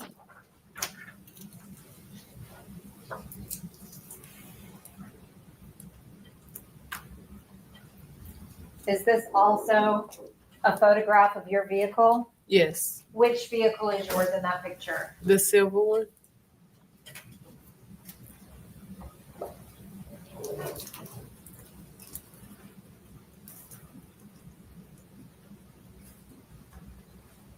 This one? Yes. While you were sitting in your car, did you call Brodus? I did. And I shared with him that I was a little nervous and could we just go somewhere and talk? And he said, no, we're going, you wanted to talk to Tabitha, we're going to talk to her.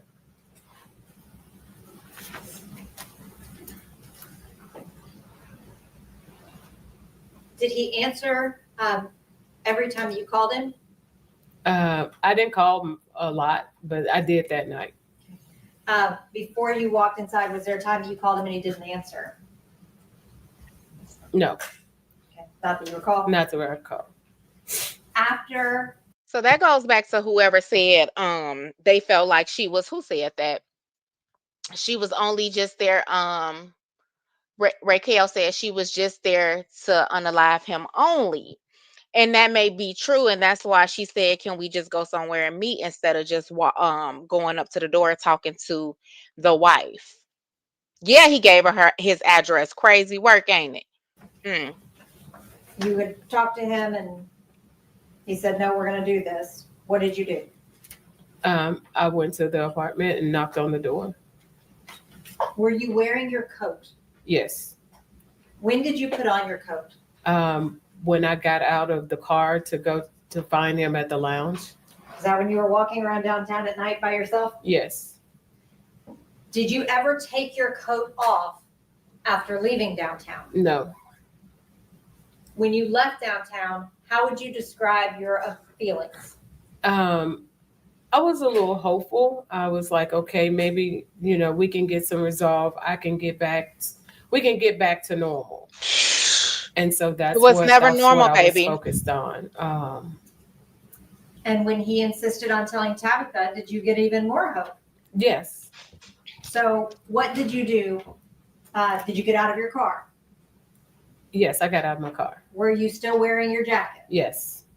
Did it register to you that you had a gun in your pocket? It did not. Did you go to the apartment? I did. What did you do when you got to the door? I knocked on the door. And I can't remember, but I ended up bending down. Hey, baby. And that's when she said, I'm not going to open the door for someone I don't see. And so I knocked again. And that's when she was like, Tasha, is that you? What do you mean you bent down? I don't know if I couldn't remember if it was time or sure or something. I just remember bending down, which is why she didn't see me when I knocked the first time. You just don't remember? No, I don't. Yeah. Who answered the door? Tabitha. What did she do when she answered the door? She, once she opened it, she embraced me and said hello and welcomed me in. Did you go inside? I did. Where did you go when you went inside? She positioned for me to toward the couch, and she sat on one end and I sat on the other. And So somebody got to help me out. It's dark outside. It's late. And you just popping up at my house ringing my doorbell. Something ain't right here, clearly. And that's why I didn't believe some of the wife's testimony. But you're popping up at my door. It's dark outside. What is you here for? You ain't called first?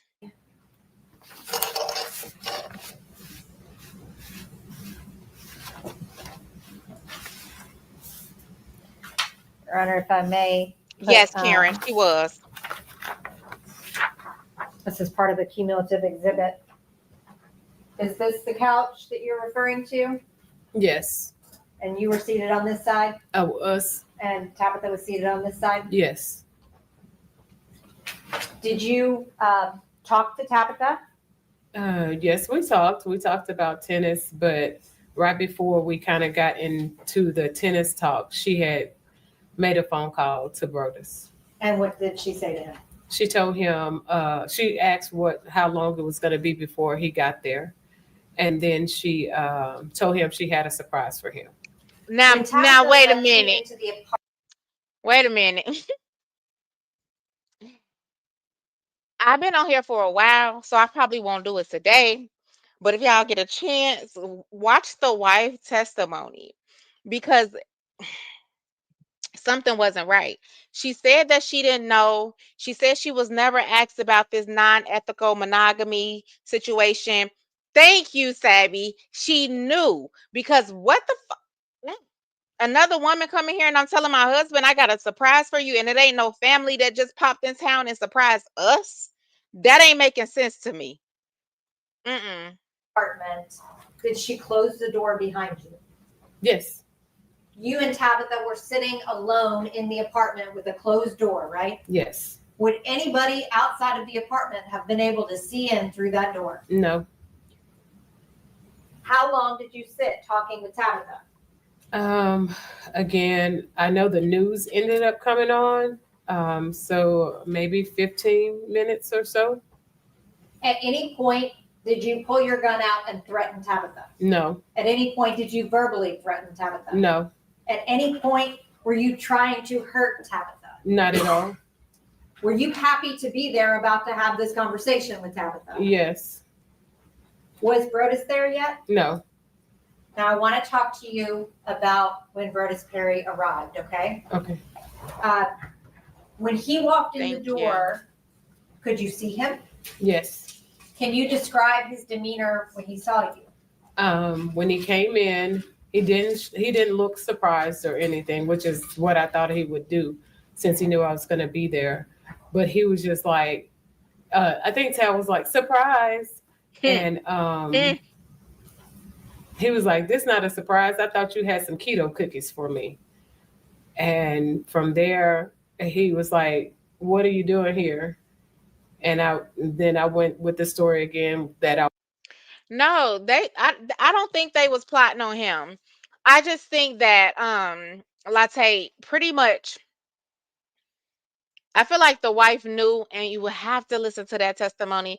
I didn't know this one was gonna be this long, but I feel like she knew. I feel like he had spoken to her about having a sister wife. Um, and I think really that night it could have been what it could have been. You know what I'm saying? Like, cause he tried to get her to stay the night. I think he could have solidified it that night, honestly, what he wanted to do. I was in town for a conference. And we just kind of started engaging in small talk. He came and sat beside me. And then after about a minute or so, it was like, would you like a pour? What is a pour? A pour is some bourbon. Did you accept the pour of bourbon? I did. Where was Brodus seated? He was approximately a foot or two from me. I'll tell you Hey, about the that discussion board. on the cumulative exhibit. That blue chair. This blue chair right Yes. here, and you were seated here, Yes. and Tabitha was still seated here. Yes. After you accepted the pour of bourbon from him, did he make any comments about you drinking?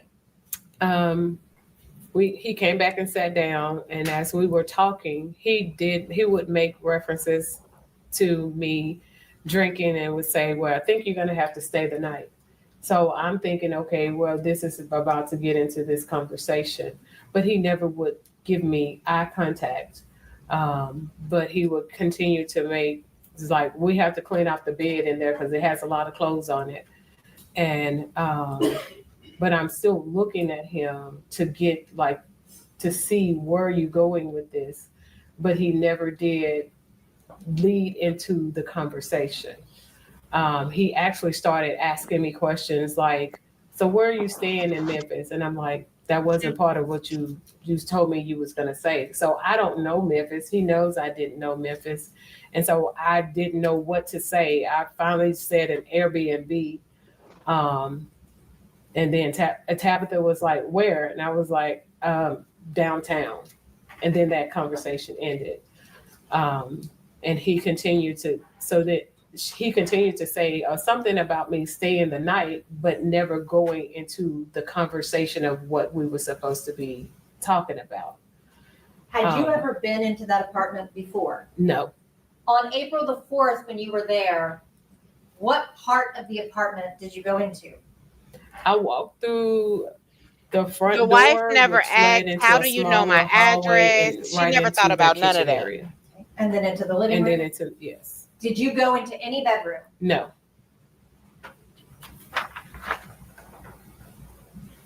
This is part of the cumulative exhibit 13. Did you ever go into the guest bedroom? I did not. What is all over the bed in the guest bedroom?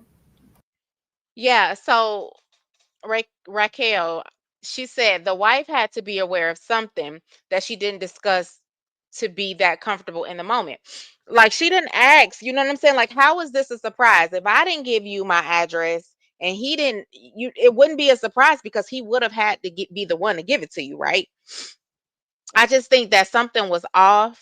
I don't know if the husband even told the wife she was on her way before.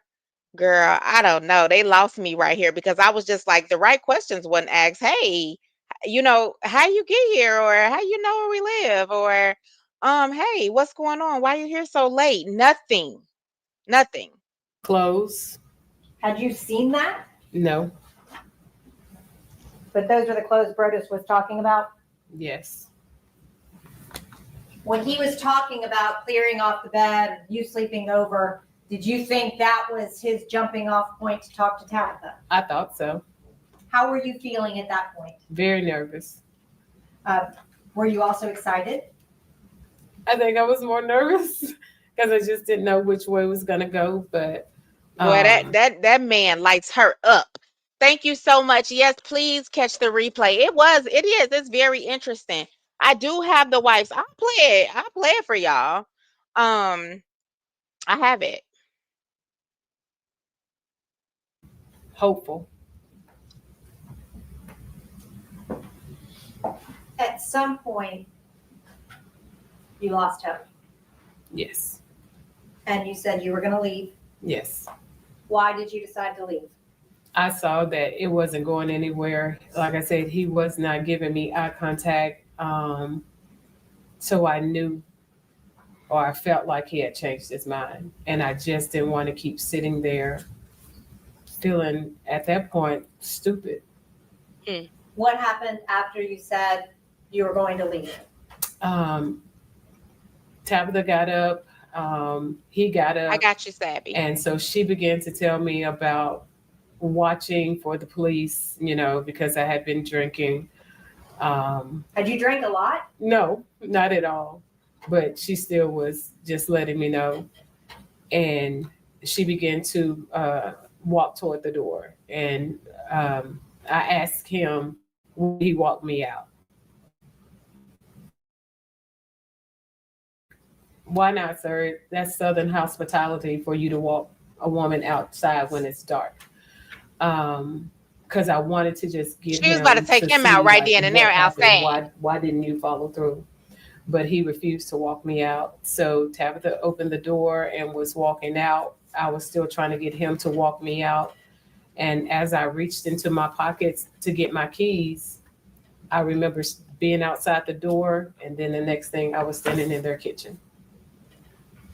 Do you deny that you shot Brodus Perry? I do not. Do you deny that you shot Tabitha? I don't, but I know it wasn't intentional. Did you mean to shoot Tabitha? No, I wasn't trying to hurt anybody.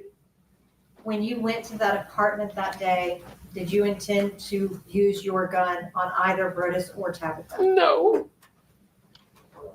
I wasn't trying to you went hurt there, anybody. Meant she wasn't even What trying was to your hurt purpose in herself. going there? Thinking that I was going to get some kind of ending to the relationship. And what do you mean? Like, okay, of course, after I got to, talking to him at the lounge, we had a plan. It was either going to be a start or an ending, but it was something that I could see, like I knew it wasn't just a disappearing text but still, I love you, So I went to the apartment, I guess, for lack of a better word, to get some resolve. Did you have hope given that Tabitha was open to the open marriage? I was nervous about that because, like I said, he had told me she had these rules about not nobody that you know and things like that. So I'm like, she knows me. So I don't know what that was going to be like. I didn't even think about anything beyond that. As far as Tabitha Yes, goes, Robin. this is a person that you became friendly with, right? Correct. How did you balance that with having an affair with her husband? It was very hard. She, like, we started off, she had approached me to invite me to lunch. It came out of nowhere, and I didn't know like what was really going on, because by this time Brodus had been talking about us being sister wives. And so when she asked me, I was a little confused because I'm like, okay, has he talked to her about it? But she never said anything about our relationship. Even when we began to play tennis, it was her who initiated it. So it was uncomfortable for me, but we were friendly. And it was hard, but I still did it because I wasn't going to tell her because I love Brodus. When Brodus told you that he wouldn't walk you outside, The wife he was said, given, travel she with you. knew. How Thank did that you, make you Karen. feel? That's why she opened the door freely. The wife knew. Yep. Rejected, unworthy, stupid. I was so stupid. And it hurt so bad. Were you angry or were you hurt? I was hurt. Were you thinking clearly when you pulled the trigger? No, Were you reacting to that situation? yes, Was that a traumatic situation for you too, in retrospect? oh yes. I hate what happened. I'm so very sorry. I never wanted to hurt anybody. I've spent most of my life helping. I never would intentionally try to hurt anybody. Did you ever plan to kill Brodus Perry? Never. When you drove to Memphis, were you driving to Memphis to kill Brodus Perry? No. Why did you drive to Memphis? I drove because I just wanted to see him. Why? For lack I of better wanted him to words, yes. explain why he Sandrika. did that. Yep. Did you hope he would say, we can be together? Yes, Did he give you that hope when you went to the apartment? he did. Did he yank that hope away? He did. Did As you, he often did. did you break in that moment? I shattered. Wow. Did you ever intend to hurt Tabitha? No, Did you even realize that you had shot her? no. That's all I have. Cross-examination. So that was her defense. That was her defense. And I do believe that she was weak-minded. Because it's a lot of women like that out here. They're very weak behind a man, every man. I feel like she fell in love way too easy with another woman's husband. But I do believe the wife knew. And so y'all asked to see that. I think the wife's is kind of short. But yes, Chandrika, I guess that's what they're claiming pretty much, that she snapped, that she wasn't mentally well when she did it. But I feel like she shouldn't have been dating, period. Mia has a very strong hold on her mental. She hates rejection. Um, if you pull away from her, if you don't show her affection, if you don't say what she wants you to say, then it's a problem. She's gonna try to unalive herself. She just loses it. Inviting her to his house and knowing um she had a GUN and the history of their relationship was wild. He may have wanted her to unalive the wife. Now that's what I said. You know what I'm saying? Like, giving her your address, number one, was crazy work. Already knowing that she wanted to do it to herself before, and you had to pretty much stop her from doing it, right? But um, he could have wanted her to do that. But we're gonna see a video. I'm gonna show y'all a video real quick of him. Hey, Lady Love. This is Latasha Daniels. Okay, so I think this is it.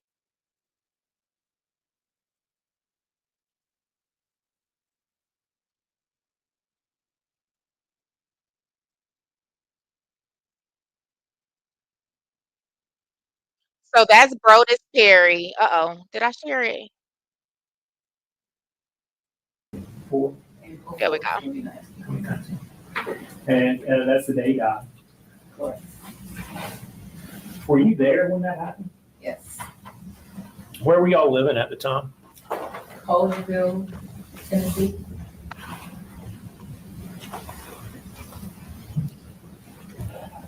How long had y'all been in Shelby County? And this is the wife. Approximately 6 months. Where were you before that? Little Rock, Arkansas. Hold on. So, Karen, yes, I thought she was okay with whether it was yes or no. We gonna do this or we not, but she wasn't. I felt like if she wasn't gonna be okay with it, then she could have drove herself. Like, look, I'm not trying to be insensitive, but then I felt like you would have just left there and did what you said you initially was gonna do in the first place, and that would be to yourself. Um, but that one said she heard allegedly he didn't give out his address. She Googled the address because he asked her why she showed up at his home.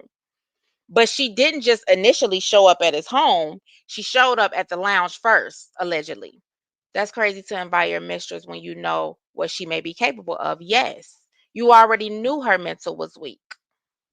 And what did Mr. Perry do as his occupation? He was a pastor. And is that what he did in Little Rock as well? Yes. Where was he at Little Rock? Where was he a pastor at? St. Mark Baptist Church. And do you know, is that a big church? Yeah, it's a big church. They have a lot of pastors. Yes. What was his role as a pastor there? He was the pastor of assimilation. So his responsibility was basically new members as well as small groups. Did he do any counseling or anything at that church? No. Mm.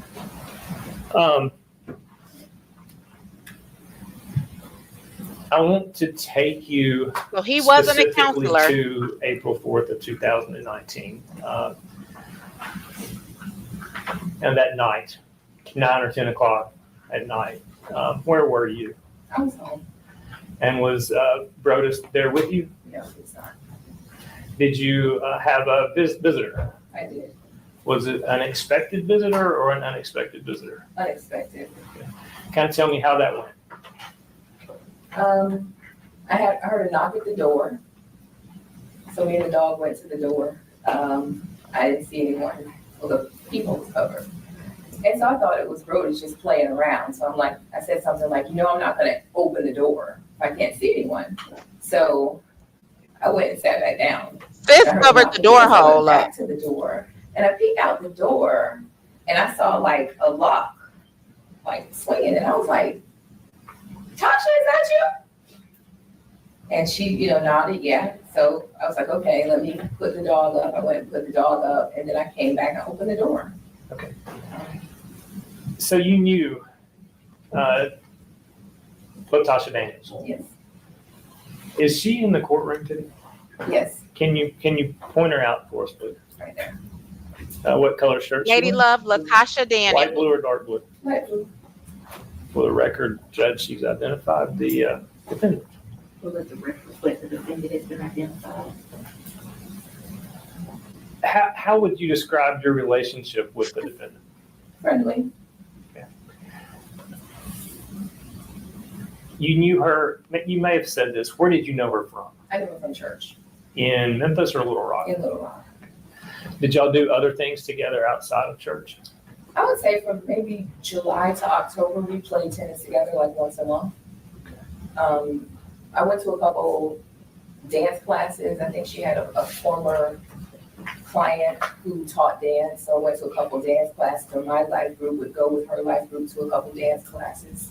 So it was somebody you knew from church, somebody you knew from some events at church, somebody you played I tennis. agree. So they played tennis together. I agree with you though, Ranithia. They played tennis together, and I think she just said they went to a couple of dance classes together. And it seems like Latasha wanted to keep the wife close. Maybe she wanted to emulate things that the wife did to see why he liked the wife. I don't know, but she kept her close. With occasionally. So you knew her fairly well. Would you say that? Yeah.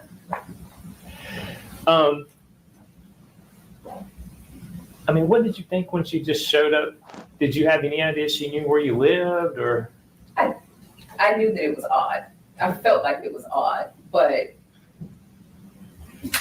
I guess it was one of those things where, it's like, this is weird, but okay, I knew that before we left Little Rock, we gave a lot of people our address, a lot of people, keep in contact, give me your forwarding address, that type of thing. So I really didn't allow myself to really think past that. I just figured, oh, we must have given her our address. Okay, so there we have it. So basically, she said before they left Little Rock and moved to Memphis, that they gave a lot of people their address. So she said it did feel, I don't know if y'all can hear it that good, but she said that it did feel a little odd. But let's see if she asked any questions on why. So it wouldn't have been unusual for somebody from the church in Little Rock to know where you were in Memphis. Wouldn't be unusual, no. Did you ask her what she was doing? Yeah, I asked her what she was doing there, and she said that she was in town for a conference. Mm. So what y'all did after you I invited her. welcomed her in, and Yeah. what happened then? I invited her in. We just sat on the couch and just kind of caught up. How are you? What's going on? How are the kids? Have you been playing tennis? Stuff like that. Just really small talk. Did you notify Mr. Perry that she was there? I texted him and I just, gave like the big eyeballs, and I was like, I either said weird or strange or something like that. But I didn't go into detail to tell him what was going on or that she was there. Did you ask him to come home if he was available to come home? No, because I knew he was already on the way home. Okay, so you had, I guess, had a conversation with him by phone, text, or something, and so you had an idea he was coming home. Yeah.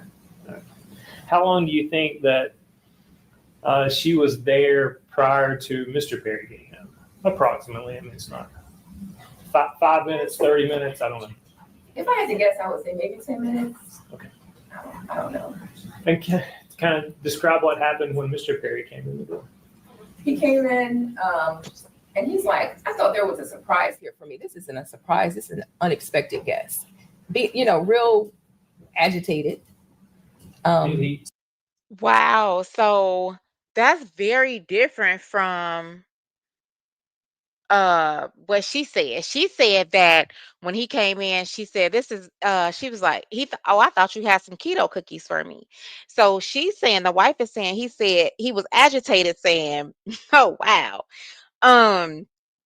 This is not a surprise. This is an unexpected guest. Oh, he was pissing her off soon as he walked through the door. So did he seem to know that she would be there? Hey, Free. No, he didn't give away to me that he thought she would be there. So he said that, and then he was, telling me about, he had brought me some aminos or something, and just regular small talk. And then he sat down and started basically grilling her about why Yes, she was Lady there. Love. And how long did y'all continue to have conversation after that? Yeah, Anything but it to was, eat, drink, anything like that? I think they may have had bourbon. I didn't have any. I'm pretty sure he offered bourbon. Yeah, How long would you say that she stayed after he got there. after he got Maybe another 10 minutes. And what happened? She said, well, I'm not going to keep you guys. I'm going to, head out or whatever. So we all got up to walk to the door, and I led, and she was behind me and he was behind her. And I walked to the door, and I'm just giving this little spiel about not speeding in the area, just making small talk as we go to the door. I open the door and I go out. We're on the second floor, and I'm like right at the steps when I turn back, and I'm like, okay, no one's behind me. And then I see her pull out her gun and start shooting. Was she inside of the apartment or out? No, she was outside of the apartment, and he was like standing in the doorway, like in the threshold. Had she ever, since she got there and you let her in, had she left the apartment to go back to her car or anything? No. So she had brought the gun in with her when she came into the apartment. Yes.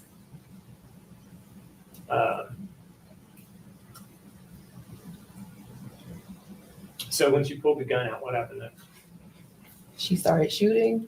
He hit the ground, and I started running toward him. And she told me, like, basically back off. So I stopped and I ran to the neighbor's door and I banged on the door, Lord. called 911. She went back into the apartment, so I went back into the apartment because I'm just trying to figure out what is going on. Like, why is this happening? So I'm, screaming naturally, why is this happening? What's happening? Why are you doing this? Baby, ain't no way I would have went back. So do you think your neighbor called 911 at that point? One of them did. Somebody called. When you got back into the apartment, did the defendant still have the gun in her hand? Yes. And what was going on then? I guess at that point, I'm basically pleading, like, what's happening? Why are you doing this? Please leave. She should have been in front of her. And she's, I agree. kind of pacing a little bit, with the gun. At some point, the gun was reloaded. Ooh. So she fired until she ran out of bullets. Mhm. Were you ever shot? I was shot. Tell me about that. When did that happen? Where were you? Well, at some point I got on the ground, and I can't remember if I got on the ground immediately, but I was on the ground and I was kind of hovering over him, kind of in my mind. I'm like, let me cover his head, so he doesn't get shot anymore. And, she was yelling at me to move, and I wouldn't move. So I got shot Where'd you get shot? in the shoulder. Tell me about those injuries. Where and how were you treated? What have you had to deal with since being shot? So it went into the shoulder, it broke this bone, and so at the emergency room, they decided that they wouldn't remove the bullet because, No. Take your time. they felt like it wasn't going to move, so they just didn't remove it. But when I got to Jacksonville, I know that's home, Florida. I went back home, and they noticed that the bullet had started moving. So the first doctor I went to was like, this bullet is too close to your lung, so it's going to have to go. And I went to the orthopedic doctor, then I went to another doctor. Yeah, she shot her too. And they decided to just remove it.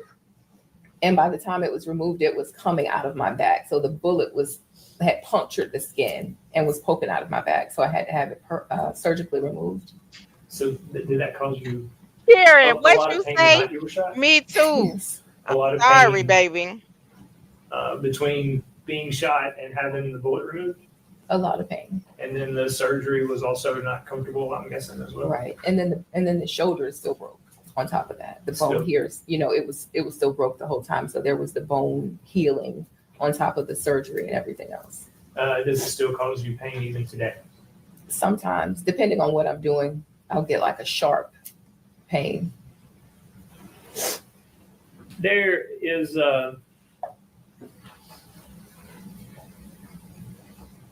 we've talked about this since, but, and I don't know, do you dispute the fact that Mr. Perry and the defendant were involved in a extramarital affair at the time this happened? I don't now, no. Prior to Mr. Perry's death, did you have any idea that the defendant and Mr. Perry were involved in any kind of an inappropriate relationship? No. Did Mr. Perry at any time have any conversation with you about he would like to have a relationship with Tasha Daniels? No. Did he at any time have a conversation with you about he wanted to have a relationship with anyone other than you, a sexual relationship with anyone other than you? One time he told me about a book that he wanted me to read. Mm. That was about the extent of it. Well, I don't believe that because the book that he wanted you to read, what did that mean? Where He told you. you would agree to allow your spouse to have a sexual relationship No, with somebody Tyrese else, with the anything Z. that you would ever I don't agree think she did. to. And by saying that, does that mean you never agreed to that with Mr. Perry? I did not. And you had no idea anything like that was going on? I did not.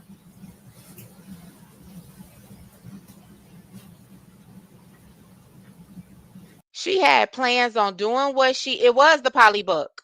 It was the poly book, but that's because he told her. She already knew. But I don't believe she had any intentions on killing unaliving herself, because if she did, she would have did that before she had to reload. You know what I'm saying? She knew she was gonna claim insanity. She was gonna go to jail and claim insanity. She knew what was up.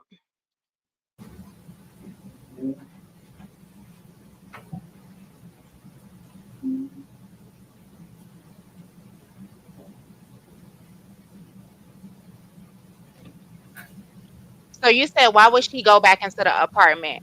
So I feel like she went back into the apartment because she knew that Latasha wasn't trying to unalive her. She knew that. So I think I can gather right now that she really wasn't even trying to get the wife. You know what I'm saying? And I guess by her telling her to move, she figured, okay, she don't want me, she want him. So she tried to cover him up. When you were on the ground trying to protect Mr. Perry, and I think you testified to this, I just want to make sure I heard you correctly.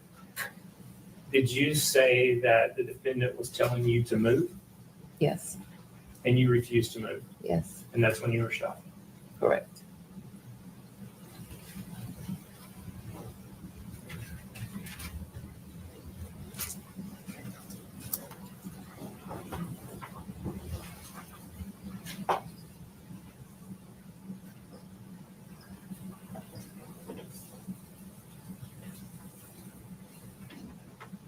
That's all. Cross-examination. Yes, sir. May I have just a moment to get check situated? Yes. Thank you. They read the same book, baby. And I feel like the only reason he would introduce that book to his wife is because either she was semi on board or she was on board. This the good part.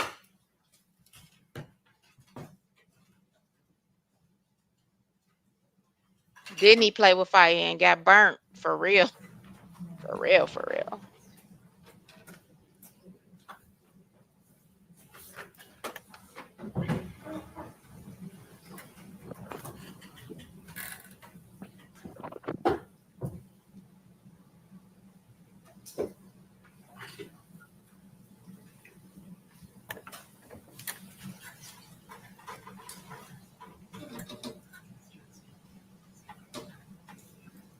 And here comes a lot of contradictions. I was like, okay.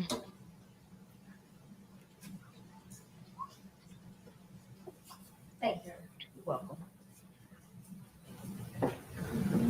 Ms. Archie, please, I apologize if I defer to Perry because that was just what I've known you as. Please feel free to correct me, okay? I want to talk to you about some things regarding this case, okay? First, I want to talk about ethical non-monogamy. Mhm. When you were on direct, you told Mr. McAlvin that there was a book he wanted you to read. That book was called The Ethical Slut. I guess. I don't think I ever considered it enough to know the name, but I guess. And that was something that he was interested in and brought to your attention. Right. He told me about this book. Hey, I read this book. I think you should read it. Did he tell you what it was about? I think I've gathered what it was about. Yeah. What did you gather it was about? I gathered that it was about people who are in open marriages. And is that something that you were interested in? No. Now, there was an ethical non-monogamy group that Brodus was in, right? His book club. Right. Apparently so. And did you know about the chat group that he had with 2 other women regarding that book? Not at the time. This is something I learned about maybe 2 years after his death. I knew that he was in a book club. I didn't know what kind of book club it was. To know Brodus, to know is that he's very, very much a nerd. I would say after he died, I probably gave away 1,000 books. So to say I'm in a book club didn't seem out of the ordinary to me. So did you know that he was on this, and this was on the Marco Polo app that he was talking to these women, right? Mhm. Did you know that he was talking to people on that app? I did know because I asked him, why are you always on this app? And he said, well, I'm in that book club And instead of constantly typing back and forth, we just get on the video and chat about the books that we're reading. And you saw him on there a lot. Like, you know, when you log on, you can see who else is on. So I'm like, why are you always on the app? Did Brodus ever talk to you about bringing a watcher into your relationship? No, Did he ever talk to you about Ms. Daniels being a watcher in your relationship? No. Did he ever talk to you about wanting to have a girlfriend outside of having you as his? Period. P. She sure did. Did you select Ms. Daniels for Brodus to have a relationship? no. Okay, y'all. I'd like to show you some videos, okay? Okay, so the video is kind of gonna contradict that, y'all. They asked her, did she pick Miss Daniels for him? And it will be clips mostly. She sure did, Lakeisha. And then I'm gonna ask you some questions about those clips, okay?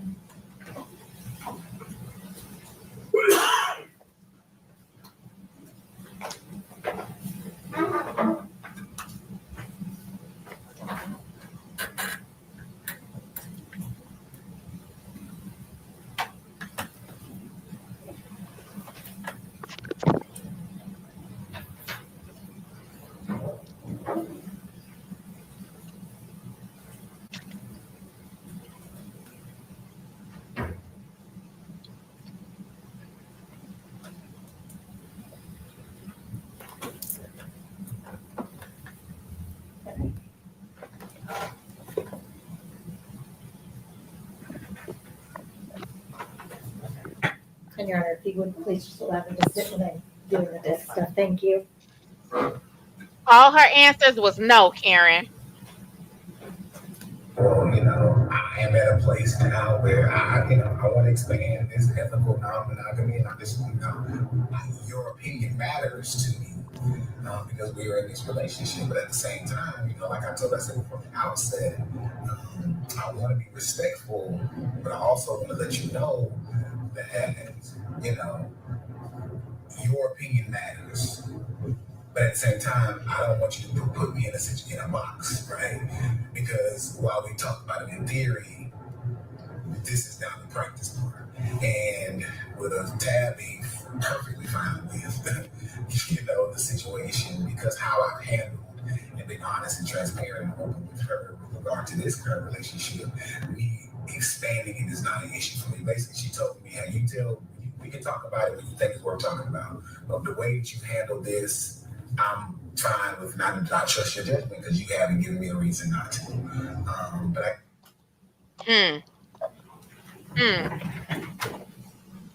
So this clip is him talking about Latasha not being okay with the ethical non-monogamy and you being perfectly on board with it.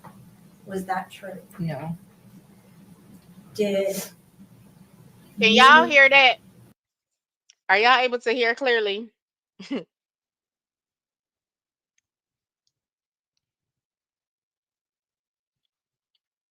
Because in that video, he said Natasha was not on board with the non-ethical monogamy, but his wife was because she trusted him and he haven't given her no reason to not trust him the way he handled the marriage. believe that Brodus was being open and transparent and honest with you about his relationship with Latasha? What relationship? Ooh, He wasn't being open with you about his relationship with Latasha, right? That there was a relationship at all. Right. He was not transparent about that. There was nothing, to my knowledge, there was no relationship. And you never said because maybe. he was so open and honest and transparent with you with his relationship with Latasha that you were okay with him then adding another girlfriend. No, That didn't ever happen. no.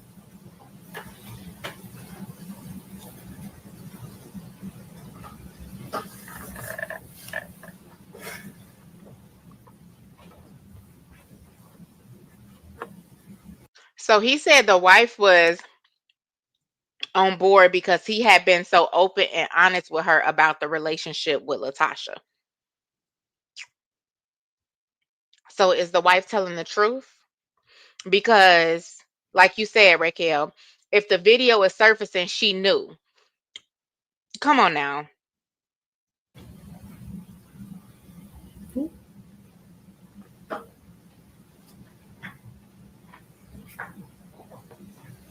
For her to even right now be saying what relationship, girl.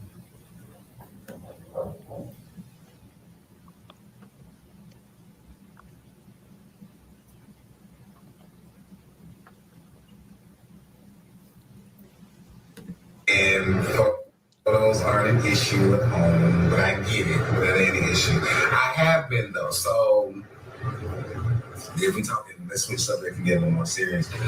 For me, our agreements have been simple, right?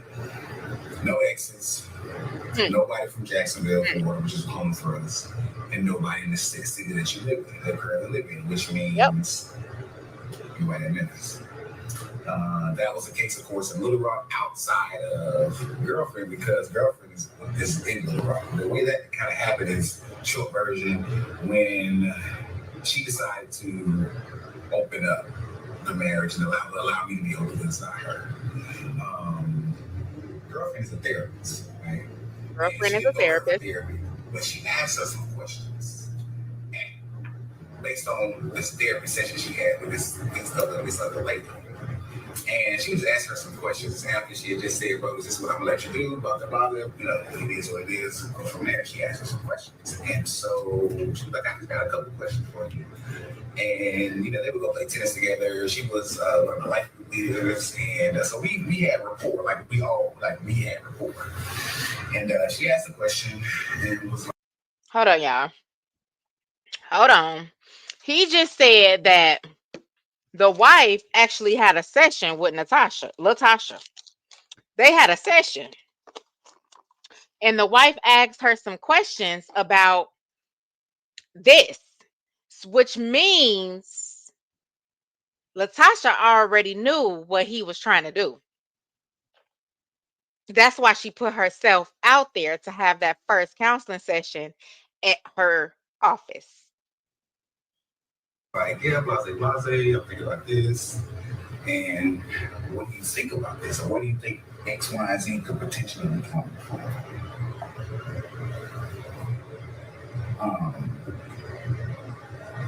And I'm sorry, I'm looking to see who's in the cigar lounge because this is not what I really frequent that often. So I'm kind of careful about who potentially is in here because I don't want to blast out loud. I really want to go in and go shield in the back. But I'm not a member. But yeah, I'm trying to make go in here now. But anyway, so the next thing that she shared with her was, my husband like you, right? Oh.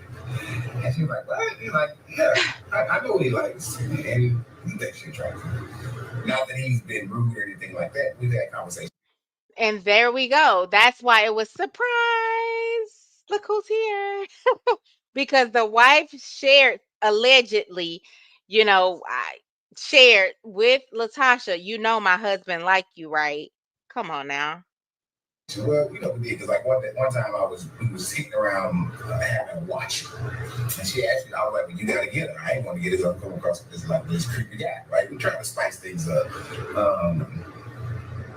In that regard, even though that was even somewhat limited with the idea of somebody watching me, that's neither here nor there. But when the question came, Just to pause it for a minute. I gotta pause it too, baby, because who said it? Did the wife initiate the tennis? The tennis. Do y'all remember who initiated going to tennis? Yes, he do, Lakeisha, and a lot of people said that as I was watching. Who initiated tennis? Because he said the wife. They said the wife had to go get her, or whatever. And I think that happens in a lot of situations where the female pick out the female. But who initiated the tennis matches? In your relationship with Brodus, did you outline rules for him? Yes, they were. Where? I don't know. Jacksonville, no, from where we not sure. Did you were you the one who initiated the conversation about Natasha? Yeah.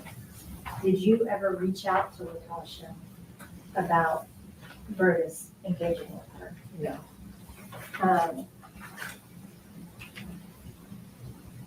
Did he ever talk to you about wanting a watcher, as he described here? No. Did you ever agree to having a watcher, as he discussed here? Came up, it was her, right? Lady, she asked, well, who would you want?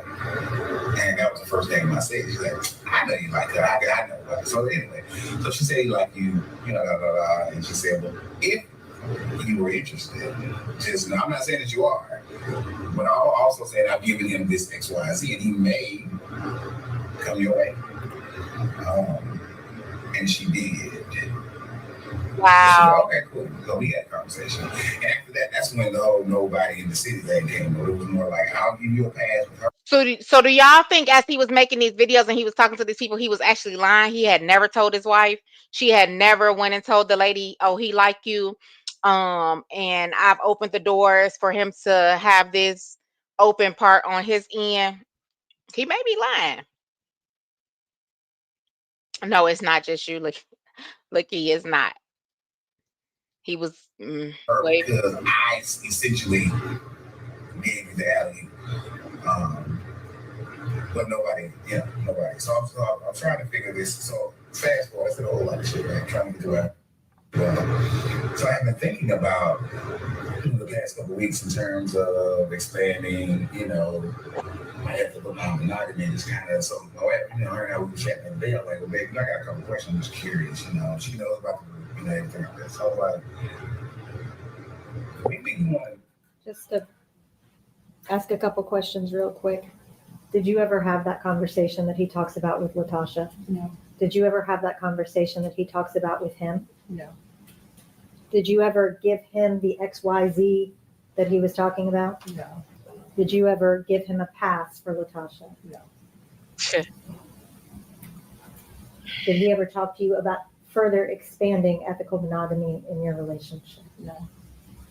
No. Like, when do you want to know that there's someone who has my interest or someone who I would like to pursue?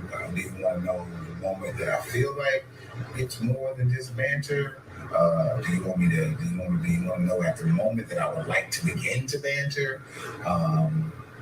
Do you want to know once I feel like it might be a thing beyond banter? Or what? Because this is kind of new for us, right? Because, girlfriend, Tasha, that's easy. That's been 2 years. That's been it for the most part. Outside of me going, that's out of my birthday. But Wow. It's kind of been easy in that regard. So you're trying to figure out what does that look like. So it's kind of been thinking through where I am with that, right? Where in terms of those. So there's a lot of newness. And I said that just to say that there's still a lot of newness even in this ethical non-monogamy that I'm wrestling with. And it's fun, right? It's fun. It's interesting. It's causing us to communicate in the chat and really talk again about different things that we've kind of, in a real sense, have been settled to some degree. But realizing that in this ethical non-monogamy, we got to keep things in pencil and not pen. Some things are in pencil pen, right? There's some hard news, but it got to be flexible in terms of what that looks like. So that's why I think you're talking about being sprung and giddy and all that stuff. I think because that those flutters or those emotions, right, or those initial thoughts are all kind of new and very much new because this person is brand new. Like, I don't know Sheree, right? I knew Tasha. That was different. There was some level of familiarity there. And that's typically how I've always engaged women, right? With some level of familiarity. I cannot, whether being in the same class again in terms of college or something like that, I've never kind of quote unquote cold called anyone, if that makes sense. Because I'm not, I don't think I'm that guy. So, yeah. Thanks for coming to my TikTok. I don't know if I'm gonna go in here. Now I'm thinking, how far would we need to go downtown? Because I'm like, there's a lot of folk in there. I don't know if I trust who's in that room right now. Shit. with smoking houses, cigar houses. Mm-mm-mm. Nope, he recorded it because she said yes to draw more Did people he ever in. have that conversation with you I about can see that. when he needed to tell you if he was wanting to banter with someone or when it would go past banter with someone? No. That never happened? No.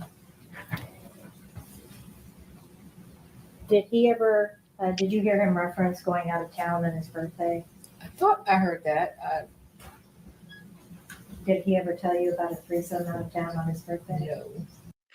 No. Free, you say she lying, because why would he give you a book that he's never even peeked at?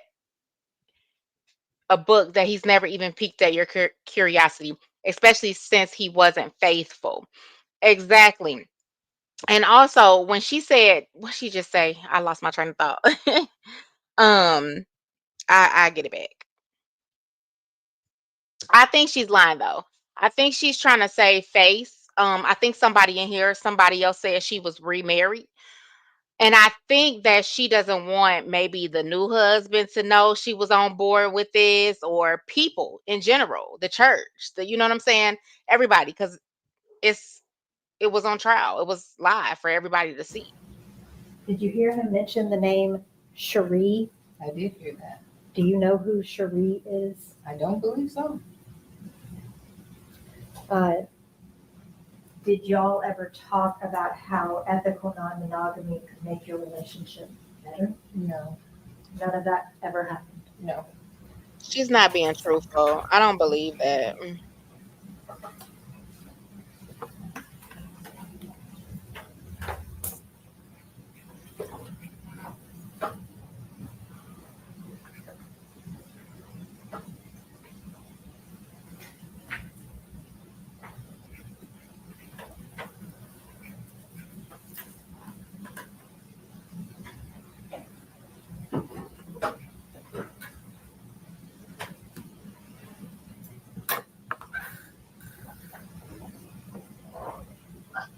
And I don't think the jury believes that either. Alma Bear and Brother Advice at this point. Oh, you and do? I know that, yeah, you won't hear. Michelle probably doing something else. But so I want to talk to y'all about my new friend, right? The one who I kicked everybody to the curb for. So she hit me today with a boss moves and asked that I want to hook up next week. And after she gets back from being out of town, it threw me the fuck off. Like, wow. Like, so my only. Ooh. So she gets back on Friday. She was like, hey, we hang out Friday and Saturday. My only concern is that she is waiting a callback for an interview for a process. And she said it may be next Saturday, right? And I know that she would leave, of course, for that. And even if I'm going to Atlanta, she's about 100 The whole miles nother away. woman, y'all. She will ditch me, right? Like I would force her to say go and ditch me, right? But I just don't know. I want to put myself in a situation where potentially we may not be able to hang out in that regard because she got this other stuff that she's worried about. But I am like high key shocked and like super like blushed about it because like it just kind of came out of nowhere. Now- Like, we saw about other stuff and it was like, hey, what about like, oh, okay, I'm with you. Wasn't expecting to see that while I was in my speech contest. I was just a counter, so it don't matter. I went to that, but I don't know what to do. I think a couple of things, right? So I live in this other tension. So that means furthering the conversation, right, with the wife, which she's in a good place about that. I think I talked to you about it, that you haven't updated Michelle about it, just in terms of girlfriend who's not taking it as well, I guess. But at the end of the day, I told her, you got to recognize. Wife was on board. Girlfriend, Latasha, still wasn't taking it well. The other woman that he's speaking about is a woman that's in Atlanta that reached out to him about meeting up. Yes, he was too open with his she was saving face, definitely Free. That man was too open with his ideal relationship. I really believe it. There's no way in hell that he was this open, he's giving you books, and he didn't tell you nothing. Because don't come to me with no ethical slut book. Okay? Please and thank you. It took 5 years for this to come to trial. Sure did. And she was out on bond. Um, she knew he would, and Latte, what you say? She knew he was on these apps and didn't make any fuss about it. Number one, I'm gonna tell y'all the truth. I'm going to find out what these apps is. I'm going to find out what you discussing on these apps. So I cannot see no wife, no woman in a relationship and not trying to figure out what you doing on these apps that ain't like it ain't a Facebook, it ain't a YouTube. You know what I'm saying? Like it's not open. You know what I'm saying? You gotta go find it. Yeah, she knew. And I would have been figuring out like what the hell you always on these talking to these people. What is y'all talking about? He is posting these videos somewhere. I don't remember where though. I forgot the name of the app he was on. This is about me. This is about you, and that makes sense for my wife to allow me to be open with my girl has an issue. Like, so she's Yes, trying to he show me. I was. think in theory we've talked about this day coming, right? But it's never been a reality, right? So I think that she's wrestling with the reality. I think that your ideas, your thoughts, yesterday was so It like was it hit so me like a wasn't ton I of bricks but because I never scary. thought about it like that. But that makes so much sense. And it's not that I want to be disrespectful. It's not that I don't want to be ethical, but I do wrestle with that. And I just kind of talking to your perspective about what you saw. But I was like, I think that could be what this is in terms of treating this like an infidelity kind of relationship on purpose with permission And he do versus an Tyrese with additional the partner T. scenario. So I feel that. But y'all, she asked me to hook up with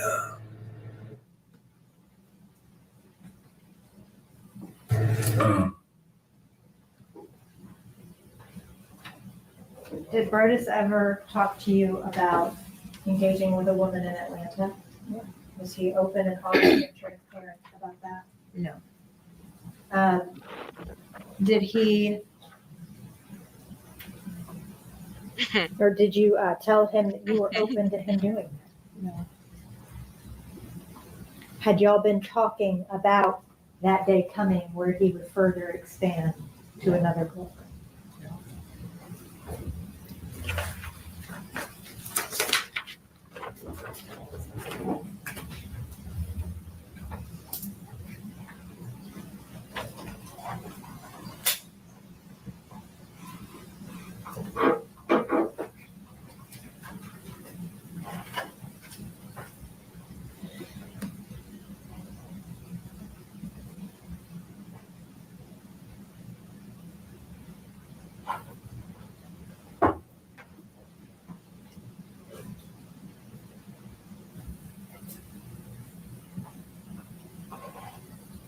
close. We're close. When we were in Little Rock. She lives in Little Rock, so we're in Memphis now. I mean, it's only 2 hours away, but yes, we were in Little Rock. So we were literally that because that was at that point.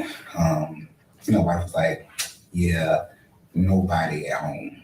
Like this is an exception because I kind of threw you that, but." No, you ain't This did is an nobody at home. Like exception that because was I threw you Jacksonville. So that. our heart knows that no Jacksonville, which is hometown for us, no exes, and no place in your current city. Those are the hard no's, right? She got an exception because it was there that she realized, well, yeah, I don't think I want him to be dealing with. Now, me and Zach may need to talk about this because it's something that he said. Like, so basically, she said nobody in their hometown, no exes. So there was stipulations on who it could be, right? And I know people. I know people that'll be like, yeah, we can have a threesome, but we ain't having it in this state or in this town or nobody we know or blah blah blah. So it sounds so believable, like she knew. All these people, all these women, and no doubt these women would be in the church because that's all we do is kind of hang around or in the community or close enough. So it was kind of one of those things.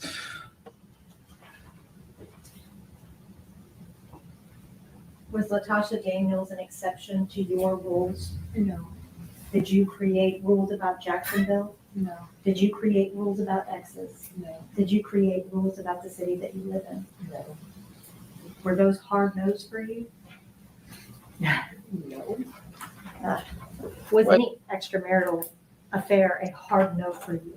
They were all hard no's for me.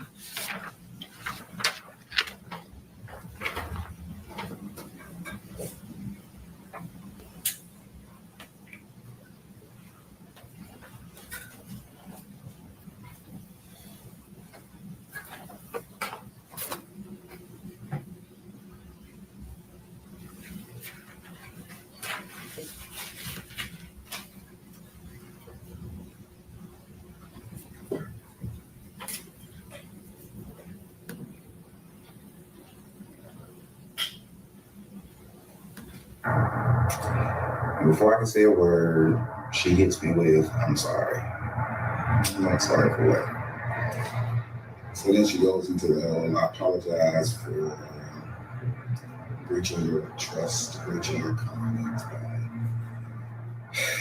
telling me, my boss, my former boss before, about the situation. Her reasoning was that she felt like if, like you all said, if he could appeal to my quote unquote greater senses, that I would realize the mistake that I would be making by losing such a wonderful woman. She also apologized. I said that she apologized to Tabitha when Tabitha talked. She told me that Tabitha told her that their conversation was their conversation until she revealed it, so she was not going to talk about the contents of which what they discussed. She basically said, I feel like I know what you're going to tell me. And at this Who is P? He is our friend and former pastor. Is that Philip Pointer? And he was also a pastor at St. Mark's. Correct. Did you know that Pastor Pointer knew about the relationship with Latasha? No, Did Latasha reach out and apologize to you after she threatened to commit suicide? no, Did you ever have a conversation with her about that? no.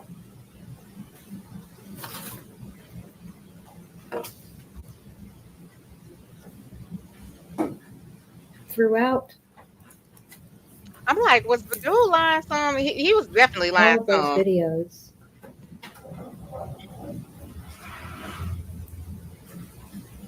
it's very convincing talking about this. Hmm. Would you agree? I would agree.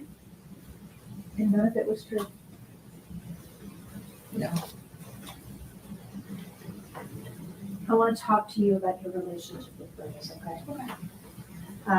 Y'all were married for about 5 years. How long did you date before you got married? About a year. You were a second wife. So they were married for 5 years. And at no point during your relationship, with you at least, did he discuss this Watchers or non-monogamy?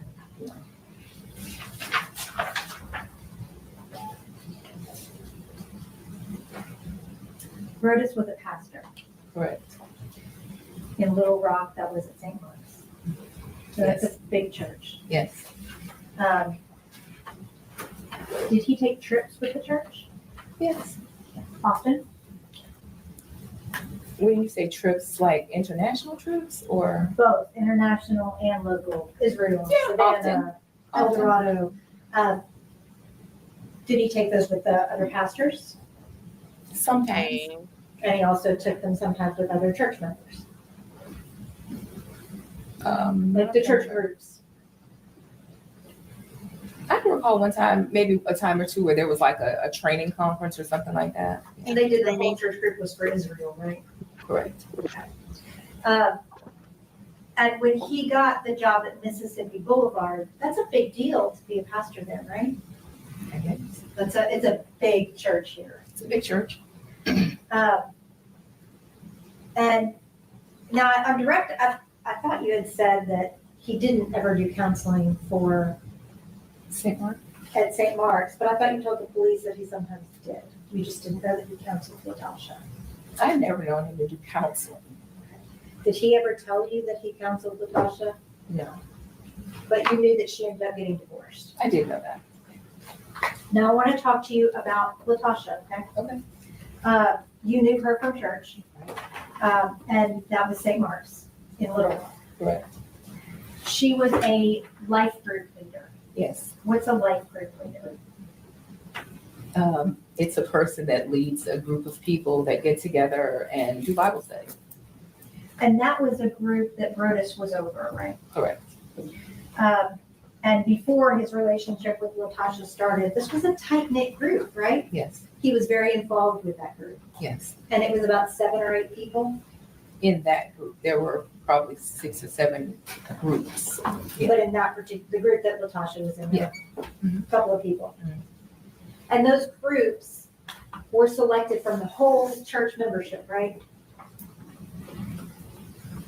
Based on who showed interest. It wasn't like, we want you, people came and showed interest. Yeah, There's thousands of church members at St. Mark's. sure.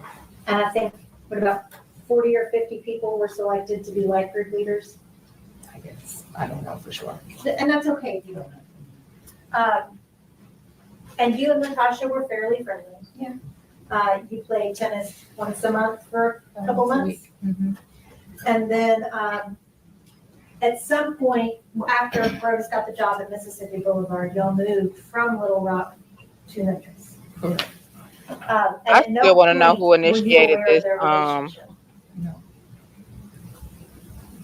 tennis. Were you aware of any issues that Brodus had had at St. Mark's? No. Y'all moved in October, Correct.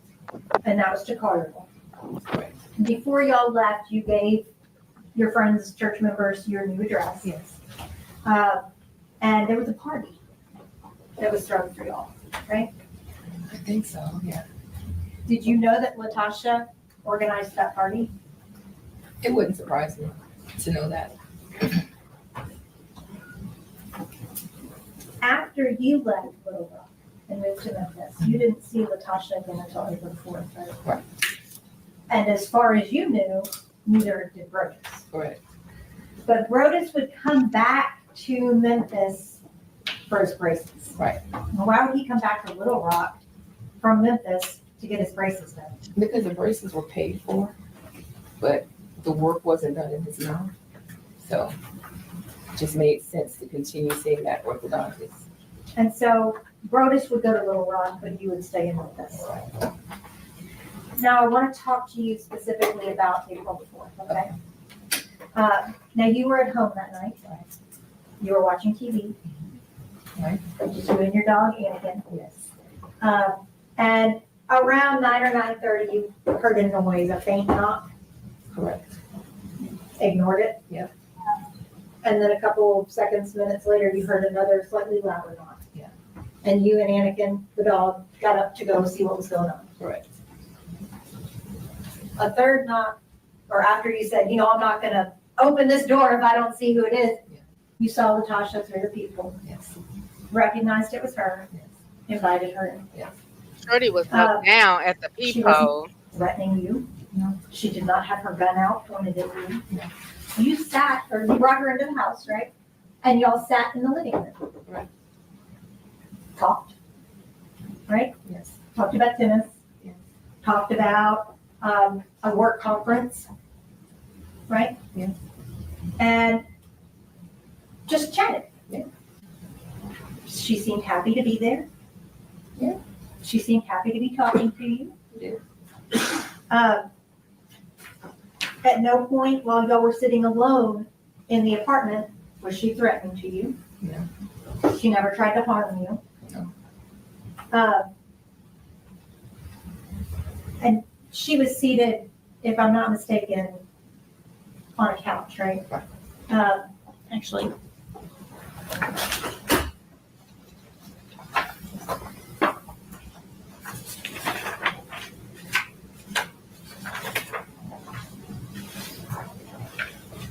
You're in a matrix, Whitney. Yes.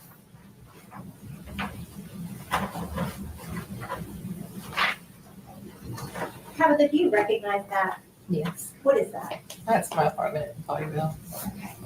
Your Honor, I'd ask that be made the next numbered exhibit. Any objection? It's the living room. Any objection from the state? No objection, Your Honor. All right. All right, we'll show the photo of the living room as exhibit 2.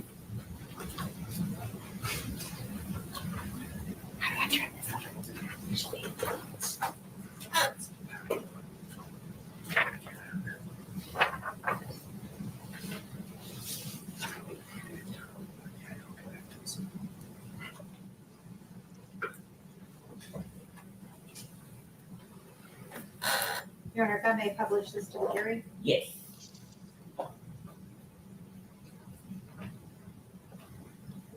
Tabitha, is this a picture of the living room at your apartment? Yes. Where were you seated speaking to Latasha? I would have been seated on the left end of the sofa. So, I've got it. I think it won't work on the screen. So like here? Yes, Okay. And where was Latasha? on the opposite end. About here, Right. next to these other chairs. Yes.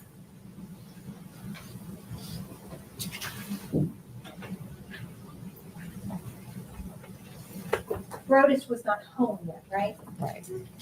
He had gone to Pastor Pointer's to run an errand. No, when he I'm got off. sorry, Pastor Turner. Right. Well, he got off work. He went to the cigar bar, and then from the cigar bar, he told me he had to go drop something off at Jason's house. So he went and dropped something off, and then he came home. He likes cigars. Yes. And Thursday nights, he'd go to the cigar bar, right? More than Thursday nights, but yeah. But that was one of his nights, right? Okay. So you texted him when Latasha was there, didn't tell him that she was there, but Right. texted him and just said, this is strange. Yeah. And you said that it seemed a little odd, but she was happy to be there, happy to be talking to you. Yes. Up Thank to you, this that point one. on April the 4th of 2019. I am. I'm gonna try. Bruce I'm had never trying. told you that he ventured outside of your marriage, had he? No. And you had never sanctioned that. No. He never told you that he had been involved in a 2-year relationship with Latasha. No. He never told you that y'all would be sister wives. Her nose don't even He never sound. told you. They don't even that he sound wants right to Latasha me. that he would tell you. No. Did he tell you that he saw Latasha earlier that night before she came to your apartment? He did not. Did he tell you after he got there that he had seen Latasha earlier that night at the cigar lounge? No. He acted like he had no idea she was even in town when he walked in that door, right? Correct. And if he had seen her at that cigar lounge earlier that night, that would not have been true. Right? Correct. I want to talk to you about while you and Latasha were talking, okay? Mhm. She never threatened you, right? No. Was never cross with you. No. She wasn't She there for engaged her. with you cordially. Yes. Seemed genuinely happy to be there. Yes. Now I want to talk to you about when Brodus arrived home, okay? Can you describe his demeanor when he walked in? Agitated. Did he immediately come in and offer the bourbon? No, not immediately. When did that happen? I would say once he kind of settled in, he had bags, he had things with him. So he set those down, told me that he had brought me these aminos. He made the statement about this was an uninvited guest. And then I think that's when he started saying, what are you doing here? Where are you staying? That whole bit. And at some point around there is when he offered, does anybody want a drink? After he made the drinks, he also sat down, right? Yes. And when we're looking at Exhibit 2, Brodus sat in this chair. I can't remember which chair he sat in, to be honest. That's okay. One of those chairs. And while he was seated in one of these chairs, Latasha was still seated here. Yes. Were you still seated over here? Yes.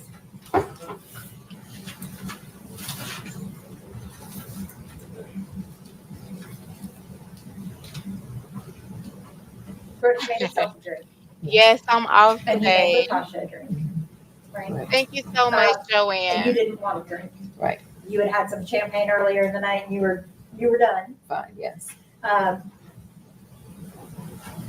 Girl, what you said, side chicks and wives, stop accepting this from these men. I can't be a side chick whether you married or not. Actually, I think women just need to stop accepting it altogether.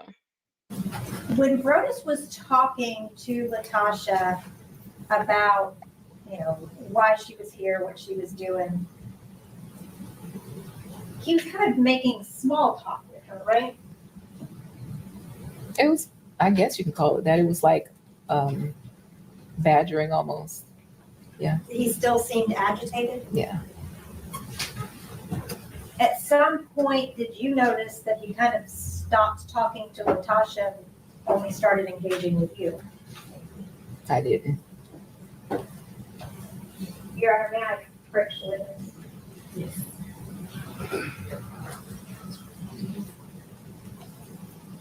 Your Honor, I have a transcript of her statement. I previously provided a copy to the state. I have a bound copy. I'll provide them just for ease of reference. Could you look at page 8 for me? Lines 8 through 17. Okay. And just read those for me and let me know. What line is 18? I'm sorry. It's not numbered. May I approach? Yes, it should be. It's just hard to see.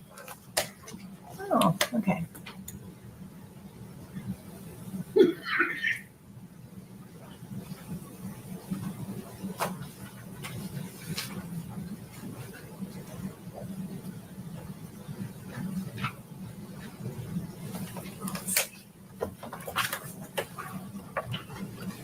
I don't know why yours don't.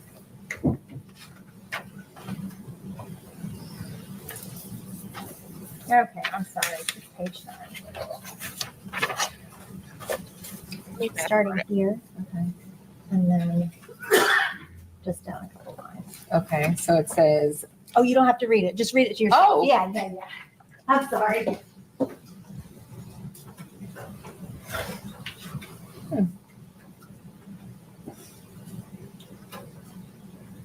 okay. Do you remember telling the police that he kind of stopped talking to her and started engaging only with you? I don't, but if it's here, You don't dispute that that's, I know I won't dispute it. okay. You could just put that in. Okay. So she felt alienated in that moment. Yes. I would say that it was normal for behavior for him with his life group leaders. It was not unusual for him to talk kind of rough to them and just, I would often say, I don't know why y'all put up with him. But it was usually just, that's just him, kind of a good fun kind of way of roughhousing, so to speak. So I always found it kind of cringy, but it was not unusual. I want to talk to you now about when Latasha said that she was going to go ahead and go. I would have been able to tell. She basically said, I'm not going to keep you guys, right? And everybody stood up. And you led the way to the door. Right. Latasha was behind you. Correct. And Brodus was behind her. Yes. And you got all the way outside, right? I mean, to the stairs. Okay, of the apartment Joanne. complex. Right. And Latasha and Brodus were still back towards the apartment. Correct. Latasha right outside the door, Brodus in the door. Right. Did you hear her ask him to walk her to her car? No. When they were over there and you were at the stairs, they were kind of had their own thing going on over there while you were trying to walk on out, right? I don't know because my back was turned. So, Right. it wasn't until I turned around that I realized they weren't right, behind me. And you were telling her, just don't speed, be careful. Come here. If you've had something to drink, Right. right? You had no idea what was going on behind you. No. So then I want to talk to you about when you turned around and saw Latasha, okay? she was still at the door of your apartment. Well, she was out from the door. Yeah. And that's, your door is right next to your neighbor's door, right? No, it's across the hall. Okay, thank you. So she is standing right outside the door. Brodus is standing in the door frame. Mhm. So she was closer to Brodus than you were. Yes. Do you remember how far away you were? So from our front door to the stairs might be from here to the beginning. Look, Terry, I don't want to cry in the Rolls Royce or the Maybach. You hear me? Joanne said, if I'm single, I don't buy a share it as long as everybody knows. Let her handle the headache. I don't want it. Just give me what I need. And Terry talking about Christian stating, if you got to give back the Rolls Royce or Maybach to the man after knowing your worth, just do it. And that's on period. What you said, Raquel, hubby wanted the lifestyle. Wife made him believe it would be okay. Latasha wanted no parts. It was all or nothing. Pastor played and got, yes, he did. Wife cashed out on on the ends, and yep, she did. Of this green partition. So it's not, we're not very far from the stairs. Yeah. So if this is the front door, those are the stairs. Okay, so. So you if and I'm I- there, Brodus is here, she's maybe here. So it's like, equal space between all three of us. It's not a lot of space. 12 feet? I don't know. I don't know. I'm not good at guessing either. Somewhere 10 to 12 feet, maybe 10 to 15 feet. Does that look like a good guess to you? This looks good to me. She don't know. She That's- can't. She said she can't. I can move on. Oh,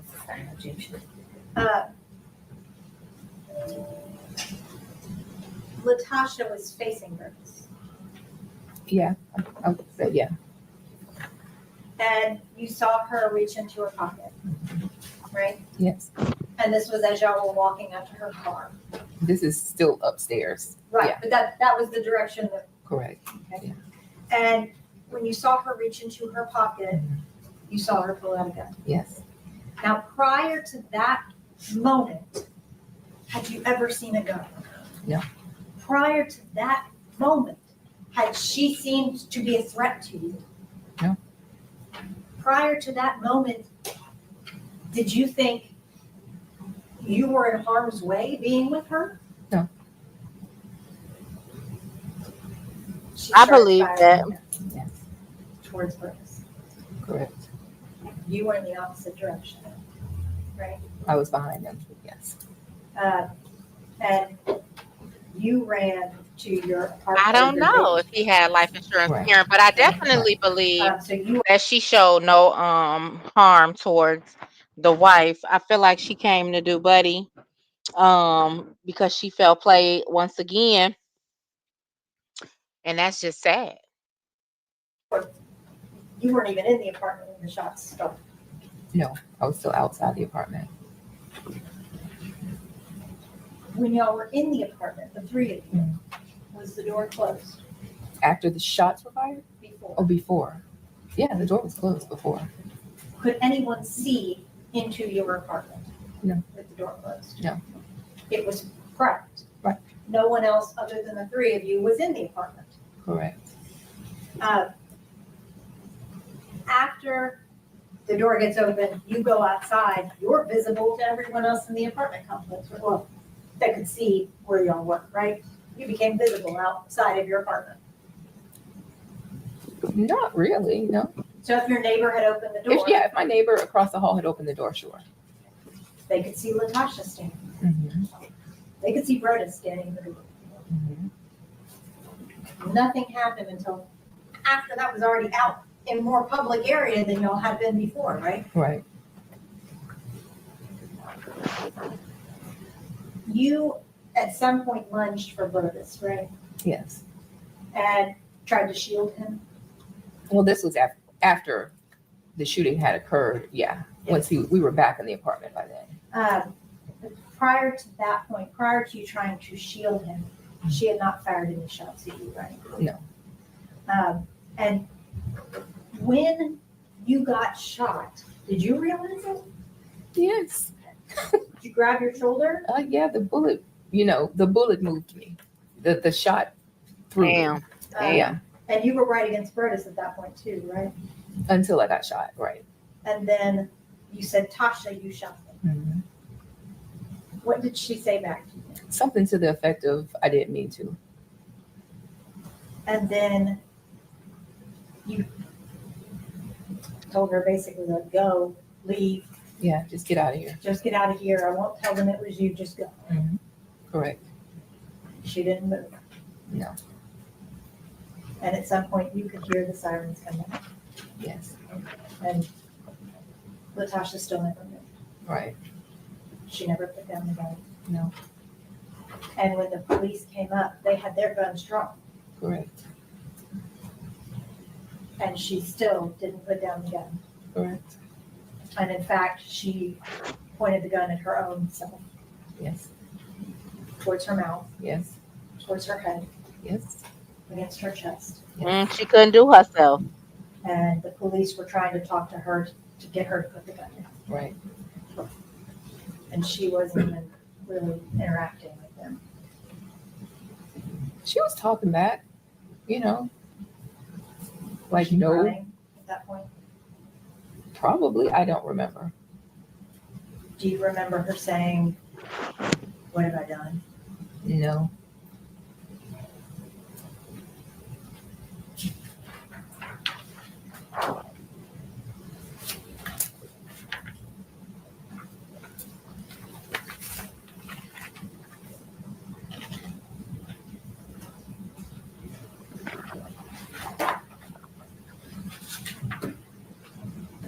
So y'all was right. She never intended to do herself Madam President, at all.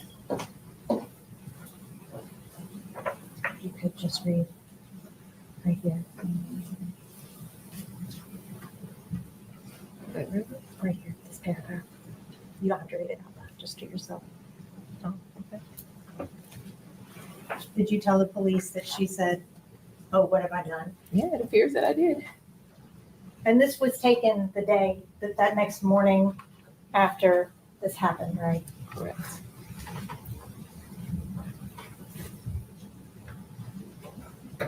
One of the main things that you heard Latasha saying during this was that he broke her heart. Right. And that was the main thing that she said to you. Yeah.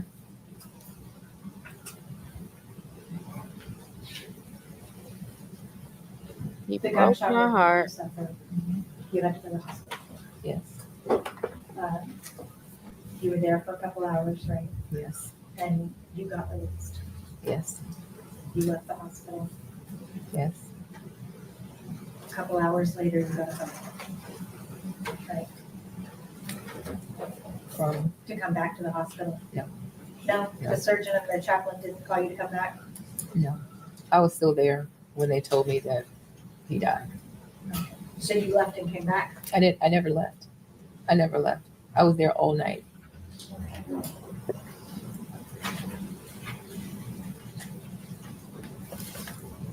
She stayed with her husband all night. Yeah, Bridget. Yes. Better than me. Just straight right around. Start just do the page. I don't know if they had kids.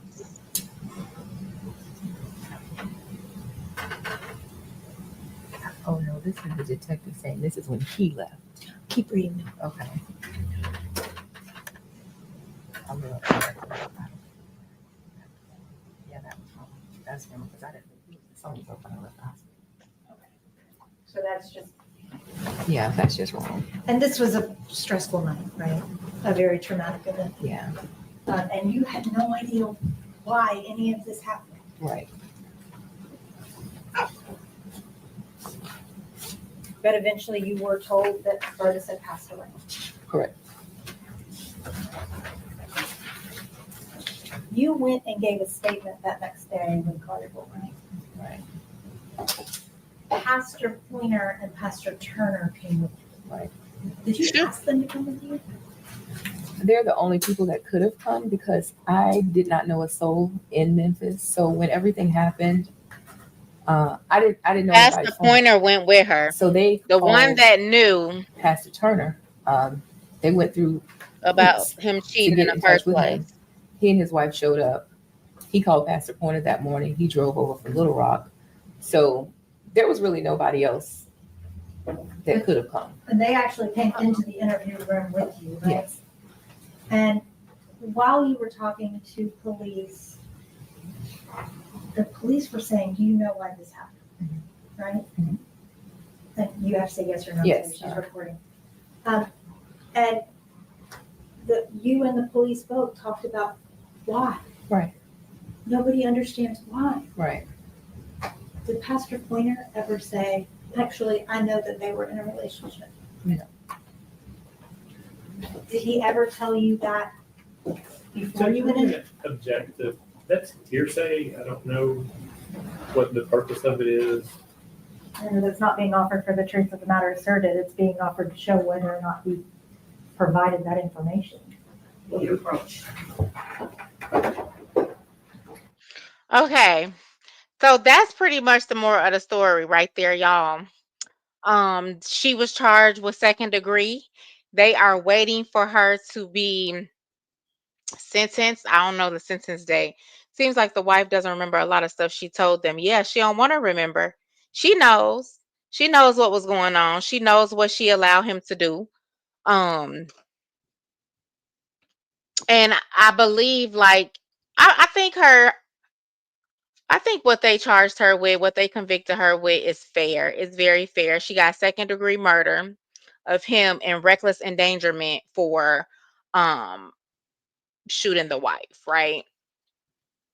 Because she actually, I mean, I don't know how to say it, but she actually put herself in the way. Um, and that's how she ended up getting pum pum or whatever. Them church sisters had more faith in him than God, didn't they? Because I don't know. I mean, I guess we supposed to, but I'm not gonna lie to you. I would. You had to know something was wrong if she was just standing there talking about you broke my heart while she was taking him up out of here. So you knew it was more. I would have went home after they stitched me up, patched me up, whatever they had to do. I wasn't going to that. Hmm, I wasn't going back up to the hospital. I wasn't staying in his hospital room. I wasn't doing none of that. I'm sorry. Call me heartless or whatever you want to do, but baby, if I can sit here and say I never agreed to none of this, then it ain't no way that I would have been sitting by your side. See, that's when them original statements come out. Yeah, because that's what they was doing. Um, and I don't even know why she was sitting there trying to tell half truths or lie or whatever she was doing, because she know they gonna throw up what you originally said. And that's just that. Did y'all like it? Did y'all enjoy it?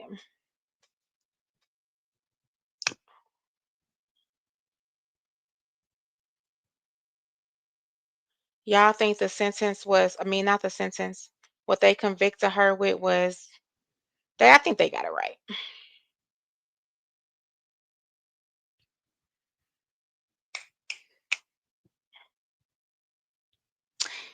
And Lakeisha know these people. She say she know the new husband too. Thank you, Savvy. And I'm not gonna lie, this lady, Latasha, she's wrong. She's in the wrong, but she did seem like she was a decent person. A decent person. Just keep looking for love in all the wrong places. She didn't even love herself enough. For real. So y'all, I'm gonna get up out of here. I got a couple of things to do. I do not know how to, let me see something. Oh, I could do that. I do not know how to show. I'm gonna just go up.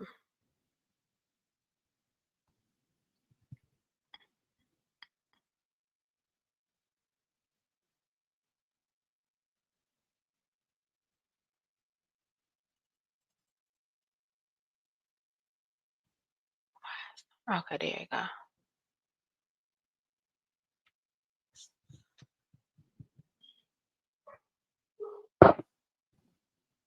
But I can't do this. It used to bring it up for me.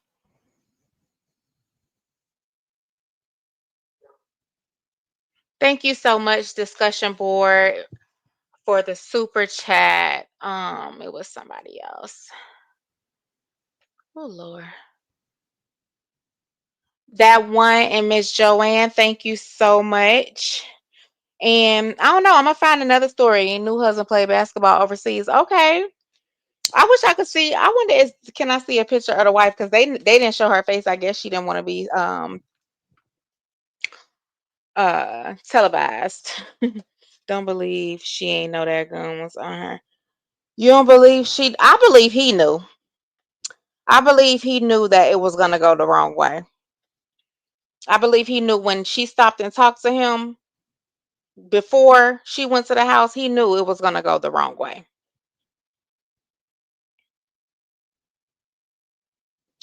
If more women stuck together, men wouldn't have nobody to cheat with. Some men play too many mind games, and unfortunately, you can't play with people's mental like that.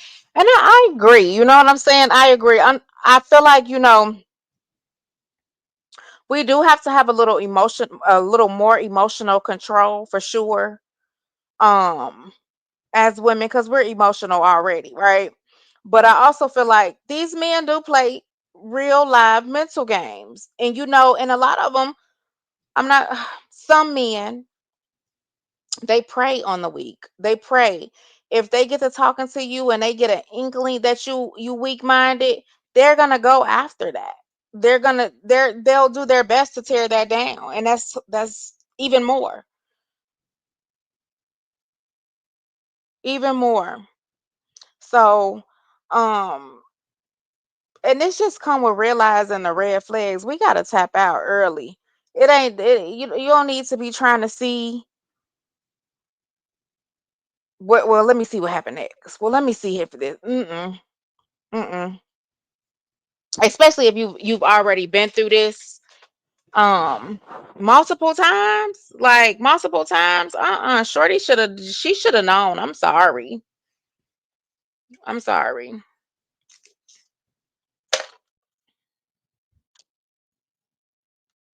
For real. I don't be knowing, you know what I'm saying? Like, you gonna have to. It's too many men out here, and men, it's too many women out here. And I feel like this stuff is happening so much more nowadays. I don't know, so many uh relationships ending and unaliving, like ending tragic. It's crazy. Just go, just get out, just leave me alone. And if you want to be single, be single. If you want to be in a relationship, be in a relationship. But if you want to be single, just get a other person. Just let that person know. Be honest, be upfront, be truthful. Look, this ain't what I want. And I feel like he did be a lot truthful with her, and maybe less truthful with his wife, to be honest. Um, she just wasn't accepting it for what it was. And hey, this is how the cookie crumbled. All right, y'all. Thank y'all for watching. I'm gonna go get myself together. I got a couple of things to do. Y'all have a great rest of the day. I'll see y'all in these streets somewhere.